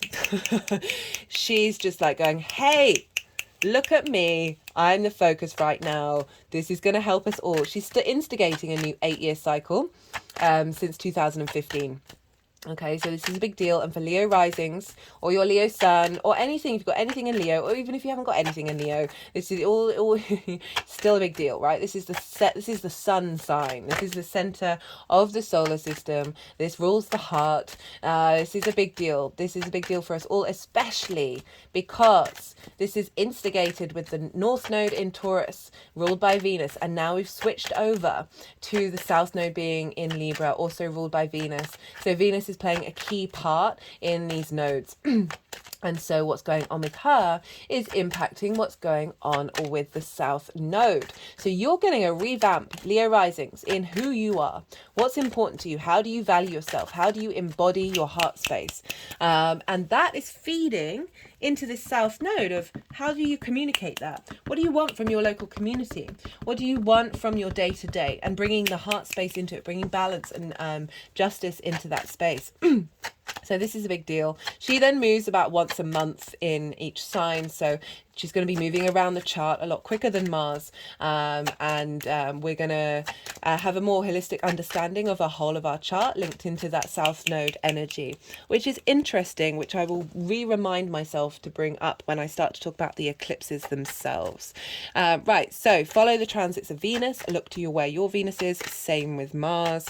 And also another really helpful thing to do is to look to the previous cycles. I mentioned the last time I had the North Node in my 9th house, I went to university.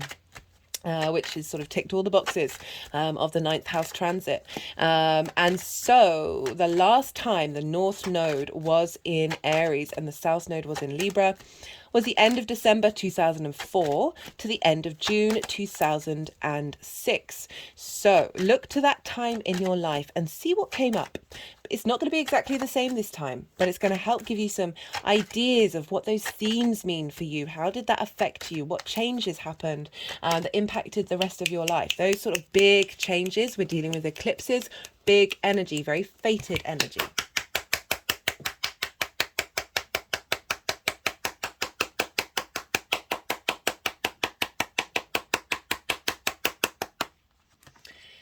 And you're going to feel potentially called and compelled to do things. Because as I said, right, that yin-night nature of the Taurus and Scorpio has often been things outside of us that happen, that we're in observation of. I remember I met a Taurus sun about a month before this happened, when there was eclipses. I can't remember if it was, I think it was the Taurus eclipse, when his roommate just decided to leave.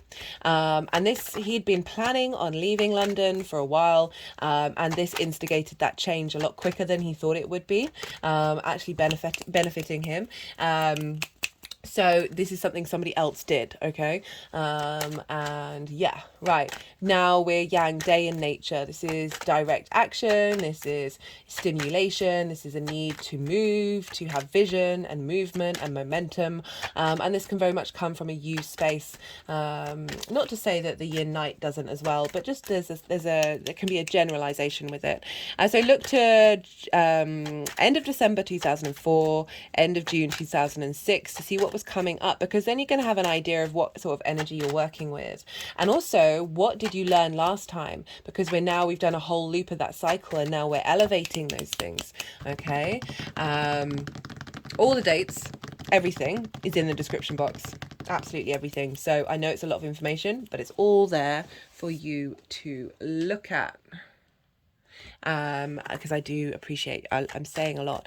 The other good thing to do is look when the North Node was in Libra and the South Node was in Aries, because then we get the flip side of the coin. It's very important to make sure that you understand that we're dealing with oppositions with the nodes. They're constantly always opposing one another. So it is about balance. I talk about that in part 3, when I talk about eclipses, of you will notice that the North and South node, they're working together. It isn't a separate thing. They're not separate. It might be that you find yourself exaggerating in one side or the other. Be mindful of that and make sure that you're incorporating both of those energies together and finding a union. I'm going to be reading the cards. I've got a lot of collective cards for us all from different decks. I'm going to be doing that in the final introduction, and this was the main card that came through, which was conjunction, which is the other side of the opposition, and I really love the message that came through with that, about that. So do go and check out part 6 when I talk about that. Yeah, so looking at what was the North Node after in Libra? What is the North Node one? What was important at that time? And seeing, okay, now with that, what did the North Node want in Libra? Now, what are you refining? What are you working on since then? And same with the South Node in Aries. What were you letting go of? What were you comfortable with in that energy? Where was there perhaps an energy drain? Because the South Node can be a bit of an energy drain. Just be mindful of that. It's in order for you to slow down and go inward and be in that space. But, if you think about what I was talking about being the tail of the dragon, what happens after we eat? Well, we digest it and it leaves us. You tend to feel a lot lighter after a purge. Purging is a very shamanic practice. It happens loads in ayahuasca ceremonies, where we have not only energetic releases, but physical releases as well when we go through that intensity. So it's in order to give you a sense of lightness afterwards, sort of not only a physical but an energetic lightness as well. So just watch out for that if you might be suffering from it. But again, with this sextiles and trines, this is very supportive of your Leo energy. You're getting a lot of help from the benefics. You're getting a lot of help from this embodiment of self and how you express it.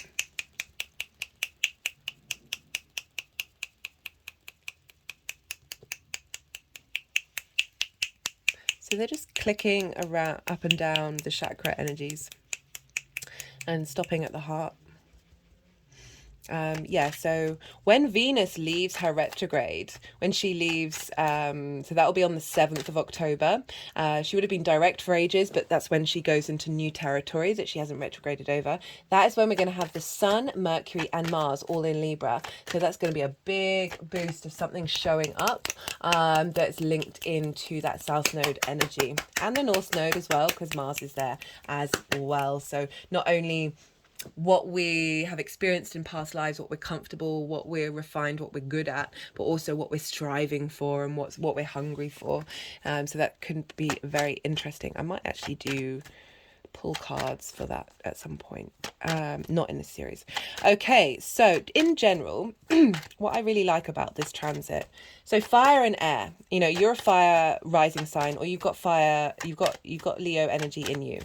Fire and air not bound by gravity. This is stimulation, the need for go, go, go. This is day yang in nature. Action, action, action. You can get very burnt out with this energy. Okay, you can be very comfortable energy, and you can keep on going, keep on going, and then crash. What I like about this is we have a lot of the outer planets. Jupiter and Uranus, they're in Taurus. Saturn and Neptune are in Pisces. Pluto's now in Capricorn. So we've got these bigger cycles, these bigger energies, these more long-term cycles for us in earth and water. So it's making sure that we don't get burnt out. It's really giving us a lot of support, and so that we allow ourselves stillness during this, so we're not getting completely exhausted during this next 18-month cycle. So I love that for us, particularly because Pluto's in Capricorn, so I'm pulling cards for that. This is squaring the nodes until, right, so Jupiter and Uranus are in Taurus. This is the other side of Aries. Saturn and Neptune are in Pisces, which is the other side. So we've got four of the major bigger planets either side of Aries, and this is what's called inverted. And inverted doesn't have a traditional aspect to the sign, the Aries sign. It's like subtle energy.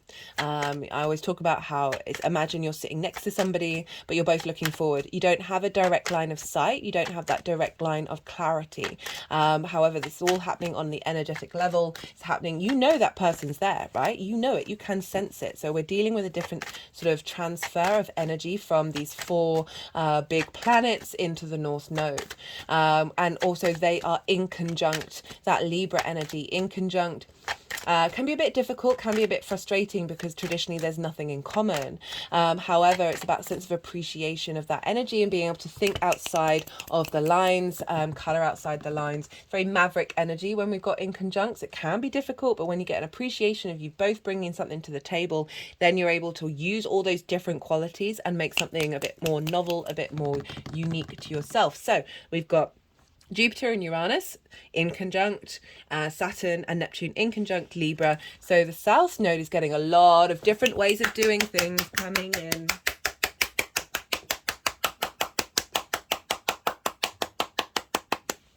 That's helping facilitate our physical senses, our physical body, how we appreciate the 3D world, as well as our collective emotional unconscious space, the magic of Pisces.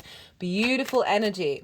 But it kind of means that the main aspects that the nodes are going to be making until Jupiter moves into Gemini, which will be sort of March, May next year, and then it will trine and sextile.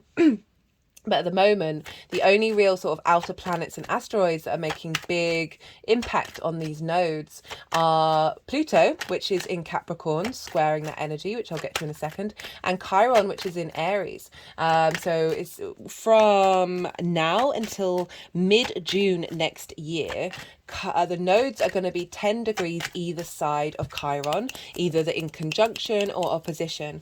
So we're dealing a lot with the wounded healer. I talk about that in... what part was it? Part 4 of what that's showing up. I pulled some cards for that. Really clear cards came up in the collective reading.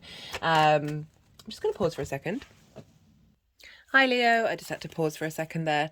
What was I talking about? So, I was talking about Pluto and Chiron having a big effect on this transit of sort of major transformational energy, deep healing. The Chiron is the wounded healer, helping us, is also an incredible teacher and mentor. So this can be an exaggeration of deep wounds that you may have felt around how you see yourself in the world. It can be in the lead up. It's going to be conjunct the North Node and exactly opposite the South Node on the 19th of February. I'll probably pull some cards for that nearer the time for each sign. But it can be about someone coming into your life that helps you teach and help you learn and remember a part of who you are and transfer the wound into the medicine. And that Pluto square. Okay, so I talked about how we've got a lot of energy in earth and water, yin, night in nature, bound by gravity. There's asking us to slow down and be in a state of observation during this very sort of high octane eclipse energy. But also the other side of it's not just Aries and Libra that we want to look at. We want to look at Cancer and Capricorn, which squares this energy. So whenever we get transits in Cancer and Capricorn, this is going to activate a lot of what's going on with the eclipses. This is when we're going to start seeing things come into manifestation, when we maybe want to start taking action around the changes that have happened as well. We've just had a new moon in Cancer. That was beautiful. I really recommend you check that out. The reason why that's important is because the nodes moved sign just 2 hours before that, and not only that, but that new moon in Cancer squared the hybrid eclipse in Aries that we had a couple of lunations ago. I have put there's a playlist for the nodes, and I've put the 2 Aries new moons that we've had this year, as well as the Libra full moon, because that felt like a lot of clearing out and also opening up portals of what this is all about. Now, that hybrid eclipse in Aries was a big deal. A very strong channeled message came through, that of soul integration, of instigating a new journey, of combining our past lives and our future lives in this present moment. So we can be more in embodying that journey. And that new moon in Cancer squared that original Aries eclipse. So that felt very powerful. You may have noticed during the Taurus Scorpio cycle that actually the transits that were happening in Leo and Aquarius, particularly the moons, would show up of what you've been doing and what you've been working on. So it's not just that opposition, but we're trying to bring into balance the four corners of the cardinal energy. And so whenever we have transits there in Cancer and Capricorn, this is going to be a big deal. But also lean into that Cancer and Capricorn energy when you're feeling like you're going from one side to the other with the Libra and Aries dynamic. Like, it really helps ground you during this time. You've got Cancer in the 12th house, Leo. This is the hidden house, the house of mysteries, also a very magical house. It's unraveling the constructs of who we are. It can be very heavy, but very important to integrate this area of your chart. It can be very personal to you. And so when you're questioning yourself, you're questioning your perspectives, you're striving for that, look to where you might have trauma responses and limiting beliefs that are blocking this full embodiment. That Cancer side of your chart is going to be very helpful with that, as well as helping also discover the magic of who you are in that process, as well as that's helping you refine your communication and bringing that into the day-to-day with that Libra South Node.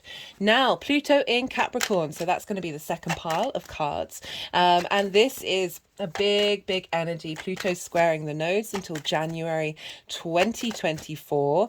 Pluto's a very intense energy, is very magnetic, very powerful.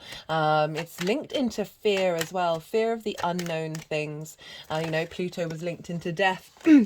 The god of the underworld, it's Pluto really wants us to be able to stand face to face with our fears and let them transmute through us. Don't let that fear govern you, but just see that it's there and allow that spark of energy within that fear to shift and change. Right, Pluto's been in Capricorn since 2008. We've been working through that a lot, and now this is not the final ingress it's going to make. It's going to dip back into Aquarius and then come back into Capricorn before finally in the end of 2024 finally moving into Aquarius. So we've got a lot of powerful energy with that Pluto. Can help us deal with obsession, with power play, with control. And really getting us to figure out, you've got this in the 6th house of work, health and routines, finding intensity in the way that you work, bringing up fears around how you work and your health and your routines and whether you're able to put them into the forefront. But this is squaring the nodes, so it's really facilitating you being able to embody with deep intensity and magnetism your philosophies in the way that you communicate in the modes at which you work. So 2nd house, this is the tools that we have in order to make our money. The 6th house is how those tools operate in the world. Okay, so it's Capricorn energy, long-term legacy and commitment. Pluto is also linked into the riches under the ground, minerals, gems, and this is Pluto helps us uncover that which has been hidden from us. Okay, so resources that we have in the depths of who we are. So this is really, it's going to be intense, this square, but also incredibly supportive. So far for all the readings, it's really come up with some supportive energy. And we've got this is going to be until January 2024 that is going to be activating these eclipse cycles, activating this Aries and Libra energy of making sure this is in alignment with your long-term legacy of how you work and how you take care of yourself, being the adult in the room with the 6th house. So whenever we're going to have lunations or transits in these two signs, this is going to show up quite loudly. And so, yeah, right. What did I want to say finally? So nearly done. So there's going to be... I'm going to be, obviously I do lunation videos, so I'm going to be pulling cards for each of these eclipses when we come to them. We've already had one of them in Aries. We're going to have 3 new moons in Aries. This is a lot, right? So the focus is on the North Node of instigating and planting seeds and really starting like the renewal without necessarily a big completion of this constant evolution of this Aries energy, which I think is really important. Oh, I can't remember what I said I was going to link that into. Sorry, Leo. I thought I would remember. It might come up into my head. That 2 of these Aries new moons are going to be out of sign. That means the nodes will be in different signs. We've already had that first one when the nodes was in Taurus and Scorpio, and we're only going to have one with the nodes in Aries, and then the final one is going to be when the nodes have moved into Pisces and Virgo. And what I like about that is it's allowing that cardinal Aries energy to be flexible, bringing in different energetic fields that are facilitating this evolutionary growth of the spark of spirit, that first fire sign. Fire is often linked in to spirit, into that creation energy, that transformational energy. Fire brings us light, brings us illumination, and it also has the capacity to break down, to destroy that which is no longer serving us.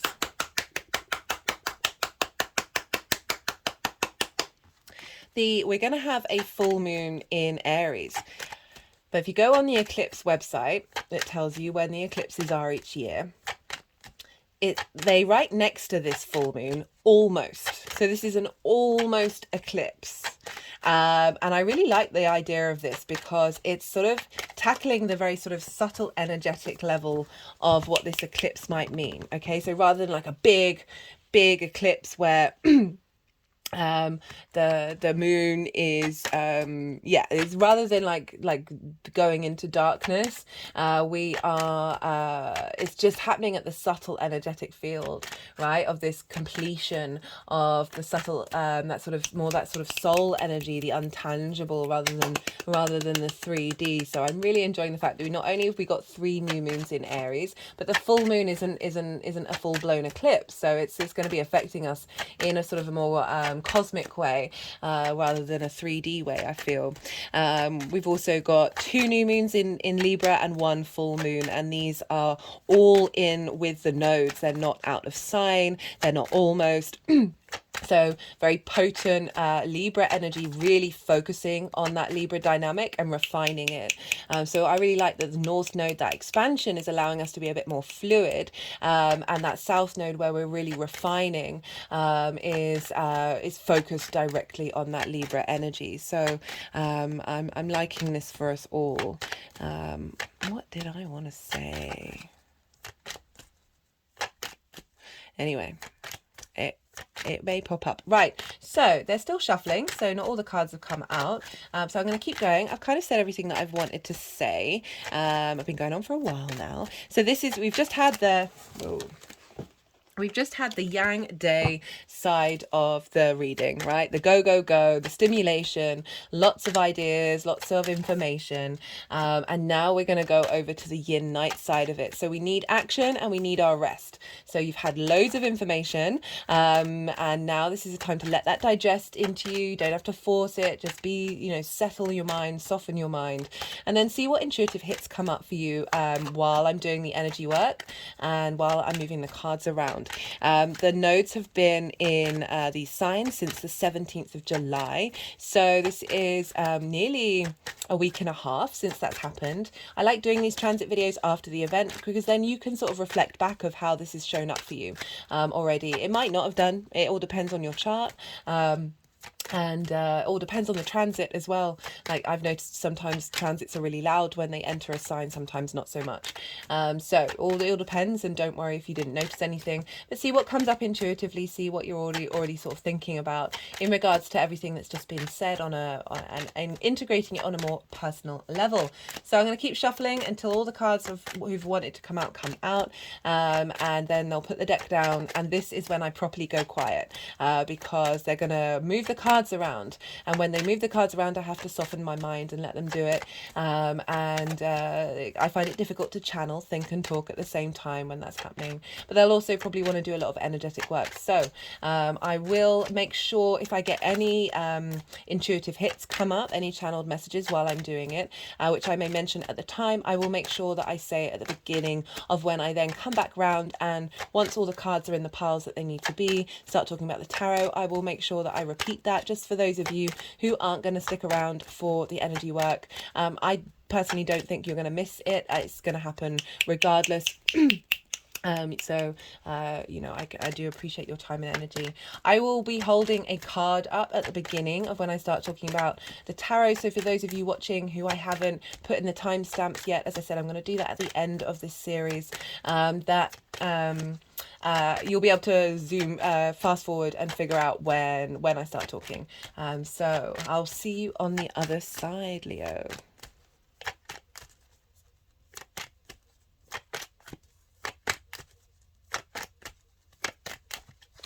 You'd think with the amount that I was talking that all the cards would come out, wouldn't you? But no, it's never as easy as that. Some readings it is, some not so much.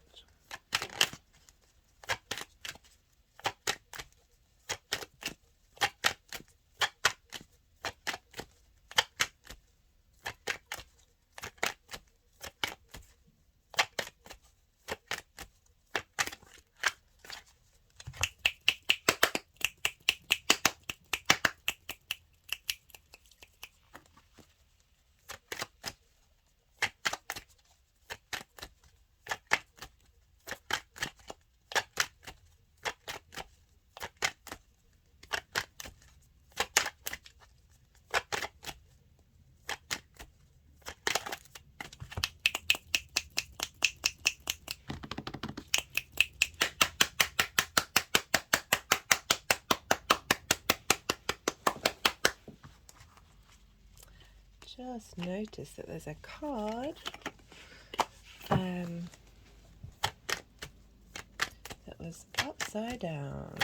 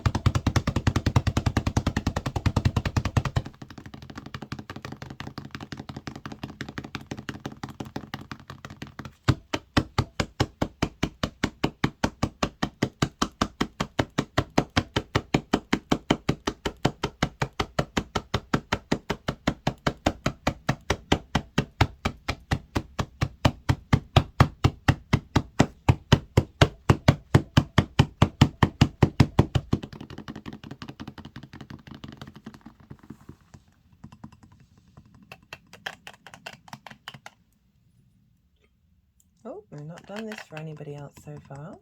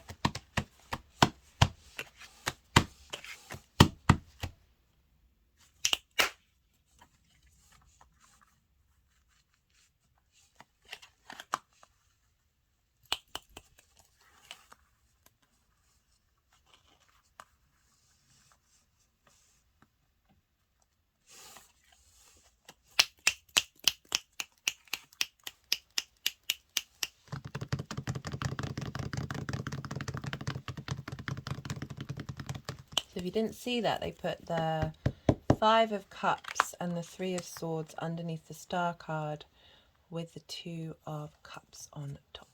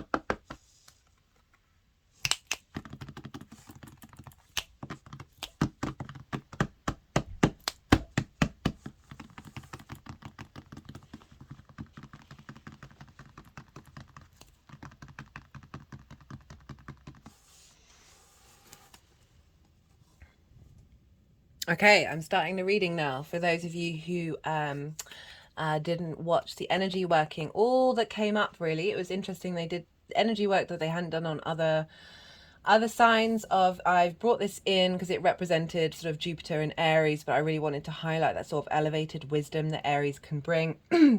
Of being sort of that sort of independent, sort of very alpha energy that's still working for the tribe. It then drew it into these cards, and then the scales that I have here into the Libra side of it, and I've got a moonstone here, and it wanted to bring that energy in as well. But with that Libra energy, it went via the happy Buddha of being able to laugh at situations and being able to be at peace no matter what's going on in the way that you communicate. Okay, so this Aries new moon, not Aries new moon, apologies guys, Aries North Node. We've got 4 cards. We've got the 5 of Cups, we've got the 10 of Wands in reverse, Temperance, and crowning the energy is the Page of Pentacles. You've got 2 pages and 2 aces, so freshness and new beginnings. So this North Node in Aries helping you work through grief around how you look at the world and how you see yourself in it. So with the 5 of Cups, it's like it's the focus on that which has fallen over, that which is a space of lack. And you know, grief is a very natural human experience. It can take a really long time to work through grief, but when you come out the other side, you're able to see that which you are able to see the joy in life, right? You're able to appreciate the other side of it. And we've got the 2 of Cups here, which also is shown up in your spread. And this figure, what they need to do is walk around and pick up those 2 cups. And it's not about denying the loss, denying the lack, denying the heartbreak, but in knowing that there is also always love at the root of it. And being able to then go up over this bridge and into a space of safety, you see here. So grief can make us feel very unsafe and very unstable. And this is acknowledging that journey of working through that. So how does that show up for the 9th house? Well, as I said, you're not being able to see yourself. You're not being able to see the value of what you have in the big picture, of grief around perhaps this feeling of lack of being able to connect to those perspectives, a certain numbness, a certain pain over not being seen in the world, and not achieving what you needed to achieve as well, in terms of that sort of connecting to higher perspectives, or for some of you that might be grief over not being able to travel and not being able to go places, or not being able to master something, and not having the energy to do it, and feeling like you're missing out on something. So this is definitely like working through these issues of who are you in the world? What are your perspectives? Do they come from a place of lack, or do they come from a place of love? My hands have just gone over my heart chakra. Lack always comes from a place of a lack of love, right? So it's about cultivating that inner love within you, especially with this Venus retrograde in your sign. We've got this with the 10 of Wands in reverse. So this is saying that yes, you're maybe working through difficult situations around grief, however that's showing up for you, but it's in order to let it go and purify it, and striving for something more. We've got the 10 of Wands in reverse. So this is a release of burden, a release of feeling like you're not being able to find the joy in the way that you see yourself in the world. You're not being able to see the joy in your perspectives, maybe your connection with spirituality, your connection with the cosmos, that may have brought about feelings of grief and feeling of being overweighted. This is a very karmic card. Tens are very karmic, of not only holding your own passions, but that of other people, that of past lives, and like, you know, not being able to see the sky. You know, you're hunched over. There's a sense of weight of responsibility. This cycle is saying, okay, we're going to help clear this out. We're going to be able to start afresh, and release those burdens. Whether you might still have them, but it's how you're operating with them, how you're dealing with them. So you might have a lot of different perspectives that have felt like very heavy on you on how you walk in the world. That in the reverse is saying they can still be there, but it's not that weight. You're not being there isn't that heaviness that comes with it. So there's definitely a questioning and a releasing going on. Apologies, I just had to pause and hydrate. I had something in my throat. We've got the Temperance card. This is Sagittarius, so this is over in your creative energy.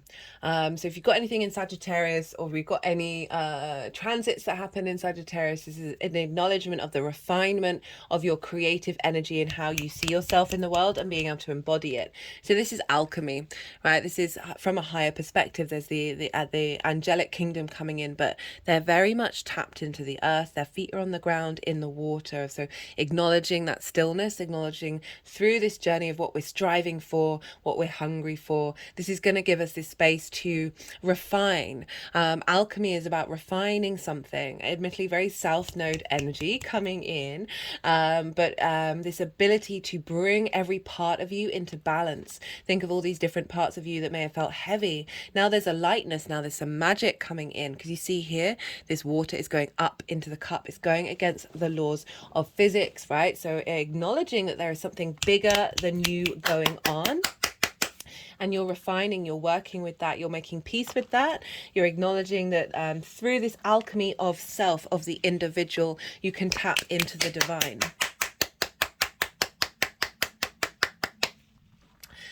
This might be linked into studying, where you're refining what you're learning, you're really mastering your craft. You notice this path is coming out of this lake that the feet are in. There's this journey up to this path where there's a crown and it's illuminated and it's above mountains. So it's acknowledging of a higher perspective that's coming in. And the ability to see it, the ability to tap into your third eye. My hand's now clicking around the third eye, and understand what's going on and see your place in the world. Crowned with the Page of Pentacles. So I like how your North Node's crowned with a page and your South Node's crowned with a page. Page is very useful energy. They have just got a hold of this, of the pentacle. They've just got a hold of this element. They're so excited. They want to share messages. So through this journey of working, I mean, grief is a huge thing in the psyche of the world. Being overburdened, refining these things, refining your passions, your understanding of who you are. And then the other side of it, you're coming out and you're so excited to share those perspectives. There's opportunities coming up for you to do so. That's facilitating your 3D experience, because it's pentacles. This is earth energy. This is commitment. This is really engaging with it. It's so useful. So it's, rather than feeling that heaviness of that grief, you're coming out the other side of feeling like, I want to be in the world again. I want to be able to seek opportunities, engage and share messages and be very playful. And I want to commit to that. You know, and how you embody yourself as well. So that trine with the first house of how is that that's manifesting through your actions and your deeds in a very playful, embodied sense of bringing that magic that you're discovering with this transit into what you're doing in the 3D world. And sharing messages, right? Sharing perspectives. Okay, so we got some big energy for the Pluto square to the nodes. 2 major arcana. So major arcana is big energy. It's like the minor arcana is wiggle room. The major arcana is kind of like, this is showing up. Doesn't matter what you're doing, it's going to show up. The Hierophant, this is the inner guru, right? Through trials and tribulations, you have an understanding of something and you're able to share that perspective. So I love this combination of the ninth house of bigger perspectives. You know, this is linked in to book religion. It doesn't have to be. It's also, you are the inner guru, and you know, but you're sharing that message to other people. So what you're learning about yourself and your perspectives, you're drawing that into the way that you work, right? There's a level of commitment to this, as well as like a bringing it to society. That with that, we've got the World card. They wanted to move on with that one. The World card is knowing yourself. And when you know yourself truly, fundamentally, the world opens up to you. This is completion of understanding of how to express, how to communicate in the work that you do, of what it is that you want to communicate from your own individual experience, right? Bringing up resources from the earth, this ability for your message to get across.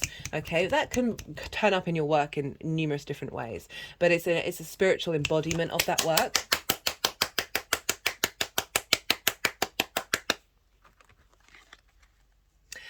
with the World card. It is Saturn's card. There's a 0 here representing the infinite possibilities. Saturn is often linked into, you know, Saturn does rule Capricorn as well. They're linked into responsibility and duty, but also boundaries. The more that we know ourselves, actually, the less boundaries that we need. And when we do draw lines in the sand, that's when the universe is really going to respond very clearly in alignment with your soul's journey of knowing yourself. And when you're able to express that, there's a sense of wholeness that you have in the way that you're working.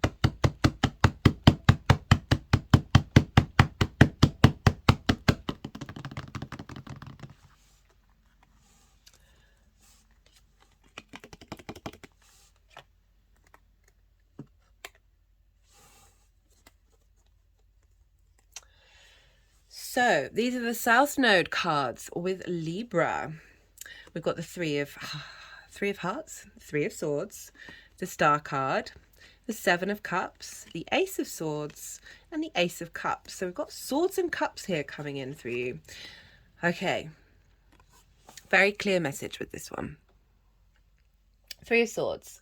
This is heartache. This is things people have said, done, ideas. It's not just romance. It's absolutely anything that has blocked your heart energy. If you think about the fact that this nodal transfer is kicking off with a Venus retrograde in Leo, which rules the heart, okay? So really helping remove those swords, being at peace with them. But that heartache, that pain of, as men, you haven't been able to express yourself in the way that you need to. That's coming from a true heart space, like blockages, resentment, frustration, pain, grief, linked up into that 9th house. There's definitely a commonality between these two houses, between these two signs working together. That have blocked off your ability to move through life with your heart on a day-to-day basis. Think of it as the house of the goddess, where we bring our big picture philosophies into our day-to-day, and like how this heartache has affected who you are on a day-to-day basis, and how you've communicated, and what it is, where the balance is, where that's been out of balance. The Star card coming along.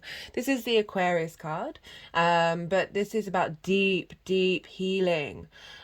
She's by herself, so you think about that South Node, it does require a level of isolation, of withdrawal, and through this withdrawal, this follows the Tower card, which is Mars's card, of acknowledging that you need time to heal, but or it's not just about healing, but it is through that refinement of self, that South Node energy, that time in contemplation of the way that you express yourself in that comfortable environment. You know, she is unclothed.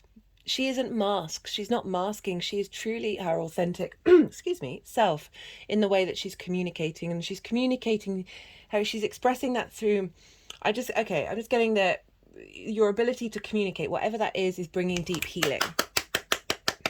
Having gone through your own trauma and your own difficulties. This is galactic energy and 3D energy coming combined in the human form. She is both renewing that which is fixed and feeding the nourishment into the land. There's a lot of deep wisdom. This is about hopes and dreams. So through this healing process, this releasing of old trauma that may have blocked your heart space, you're then able to hope and dream again in how you want to embody this balance, this harmony that you can bring in the way that you communicate, that you can bring to your local community, that your local community can also feed back to you. The things that you're doing on a day-to-day basis of being in more flow and doing those mindful meditations, doing the washing up, can bring deep healing, like those simple little things that, you know, as I said, also some people can come into your life that can really help activate that.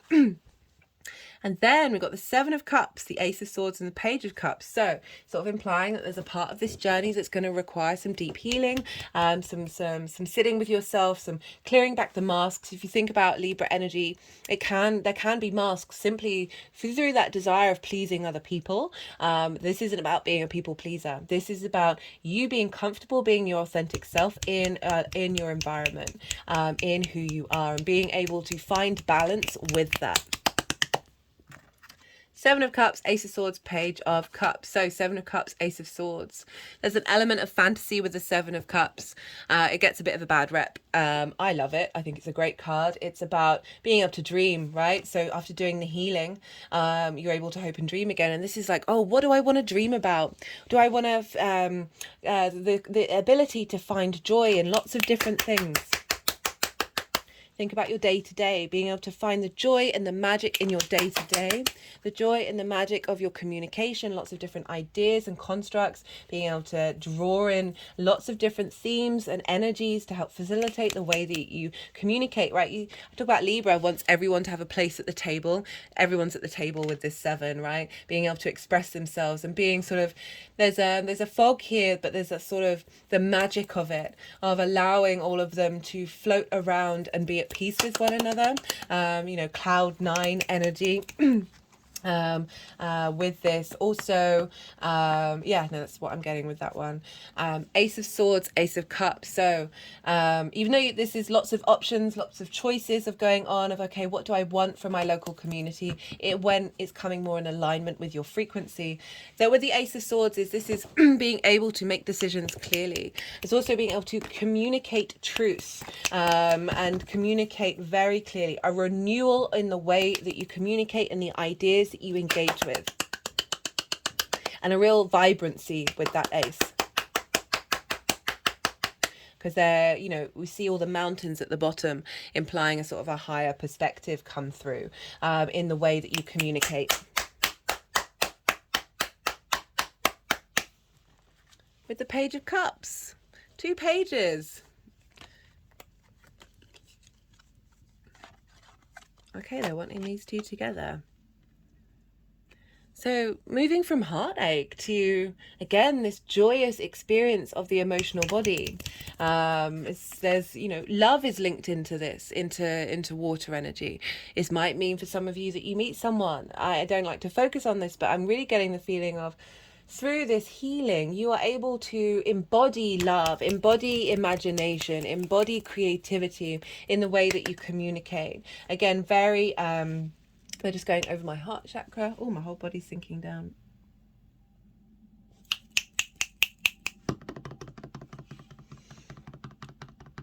Of being at peace with this, even if it's still there, okay? Acknowledging that is part of your journey. As I said, Page is very useful. They're so excited. They want to share their messages of love.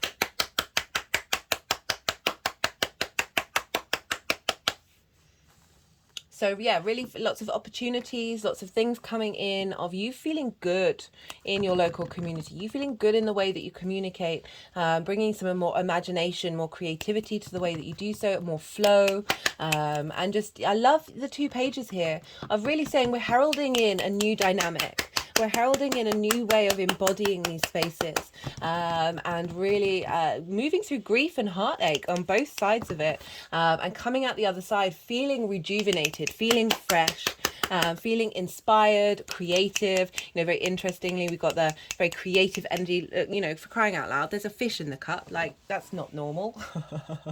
And they're having a chat with the fish, being able to communicate with other dimensions. That is, you're really embodying how you feeling good about yourself, how this energy is manifesting moving forward. I mean, this is pretty, there's a lot going on with this one. I mean, it's also all cups. So it's making me think of that 12th house in Cancer, of being at peace with your emotional body through this journey that is facilitating emotional contentment and integration, in the way that you see yourself, in the way that you communicate. 2 of Cups. I talked about that with the 5 of Cups, which had the 2 of Cups in it. This is about equality. This is about respect. This is balance. This can represent love coming in a romantic relationship. Some of you, this may be the case, but it's not my main theme with this, right? So they're equal with one another.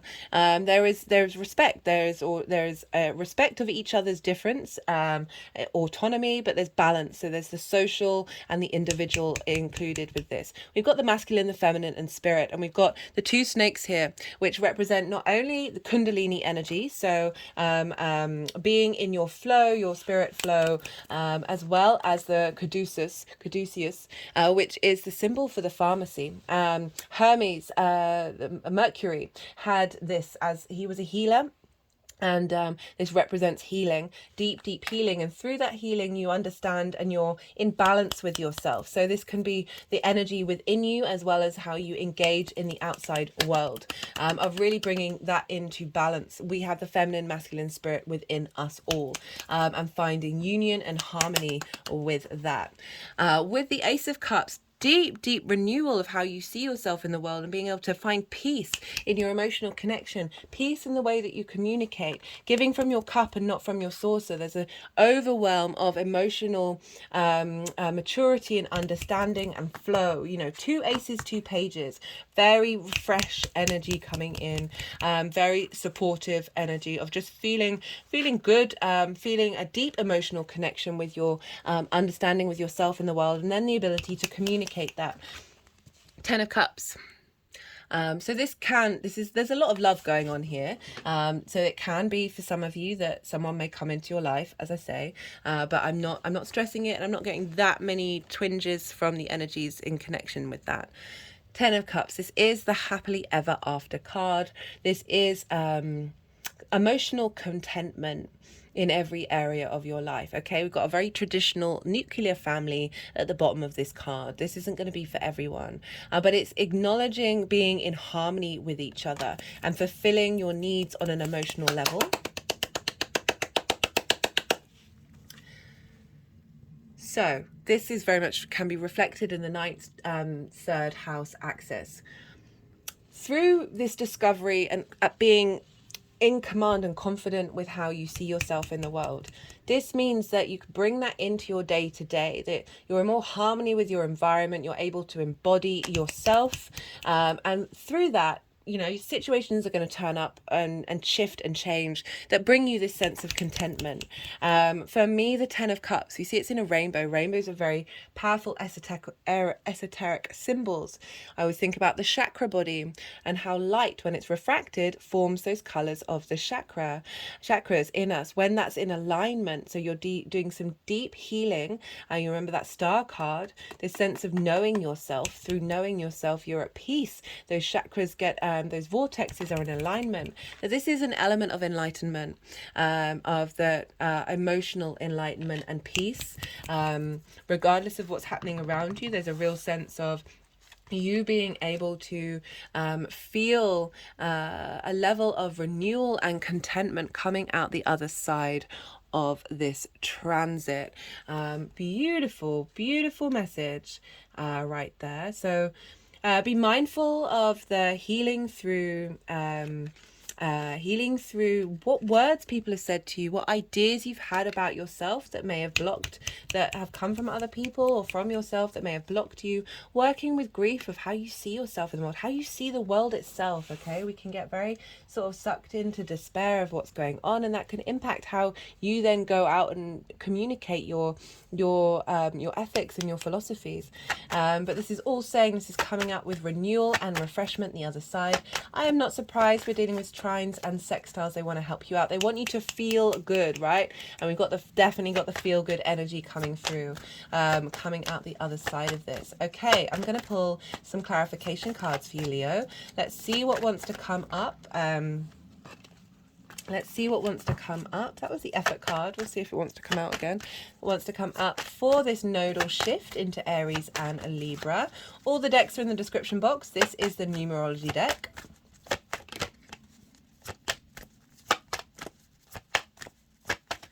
Whoa, okay. Yeah, the decks usually start playing up if they want to do some energetic work. Because there's obviously a lot of energy running through my body, running through my hands, and it can sort of distort the decks.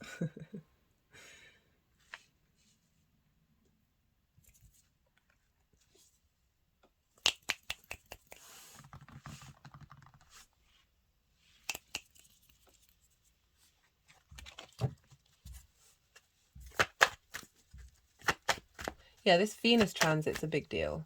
And I can see it in these cards of how it's influencing, because for Leo risings, it's happening on an angular house. And when we have transits on an angular house, this is a big deal. So you've got a big angular house transit of Venus going retrograde, and this is instigating a new 8-year cycle from around the 7th of October of how you value yourself and how you embody yourself, and you're getting a lot of support from the nodes that are facilitating that. Okay, so love it.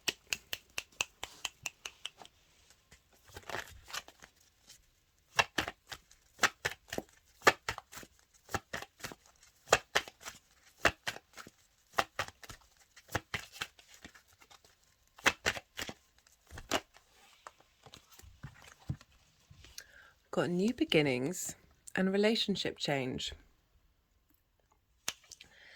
Okay, so when relationship change comes up, or love partnership in these cards with these readings, for me, it's not about other people. This is about your relationship change with yourself. Your relationship change with how you operate in the 3D, operate in your day-to-day, how you see yourself in the world. Your relationship change with the spiritual world, whatever's bigger than you, science, nature, whatever it is. There's a new dynamic coming in. There's a fresh new dynamic that's affecting an overall change in the way that you embody yourself. Some of you, that might be about a relationship.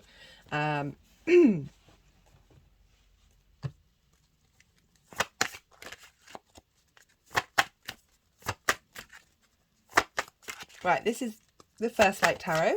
This is Major Arcana, question cards, statement cards, keyword card.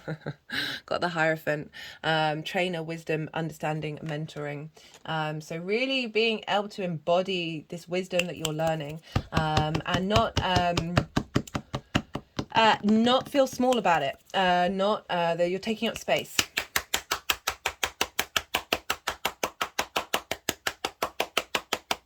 And it's, you know, I like the Hierophant with the word saying wisdom. So it's not that you're taking up space and diminishing other people's understanding of the world, but through your embodiment of your philosophies, you're providing wisdom in what it is that you do. We all have the capacity to do it. You know, I always think about how look to your actions, not to your thoughts, your ideas, right? So a lot of us, I know a lot of people beat themselves up because their first thoughts can be like, what? Why am I even thinking that? Like, I don't even mean it.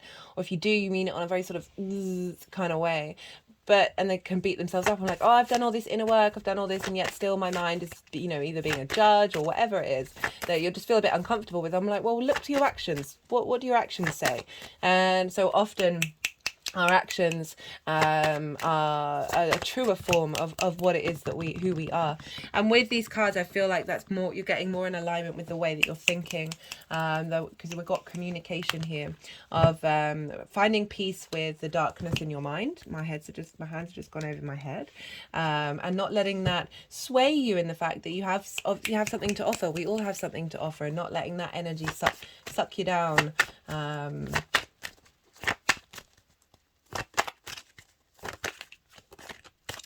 For some of you, it might be bringing somebody into your life who acts as a mentor. Having a stronger connection to spirit. Okay, we just got well-being, awareness. Yeah, not having that burden, not having that grief. You know what I was just saying about being being kind to the fact that, you know, your thoughts aren't always going to be what you actually really think. It's allowing.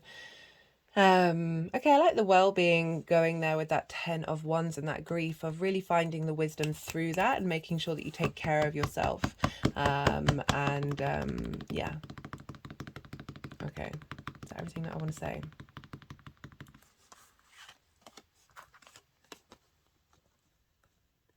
And also the journey that you've gone on, you're going to be going on, of you're not only facilitating your well-being but that of others, Right, we've also got it's wanting to put the relationship change with that well-being of anything that you've sort of been neglecting through issues, trauma responses, right? We've also got Pluto in Capricorn of health and routines of this is helping you like clear out the clutter of trauma responses and limiting beliefs. Remember, we've got Cancer over in the 12th of what's been blocking you to be able to take care of your well-being from basically being the adult in the room.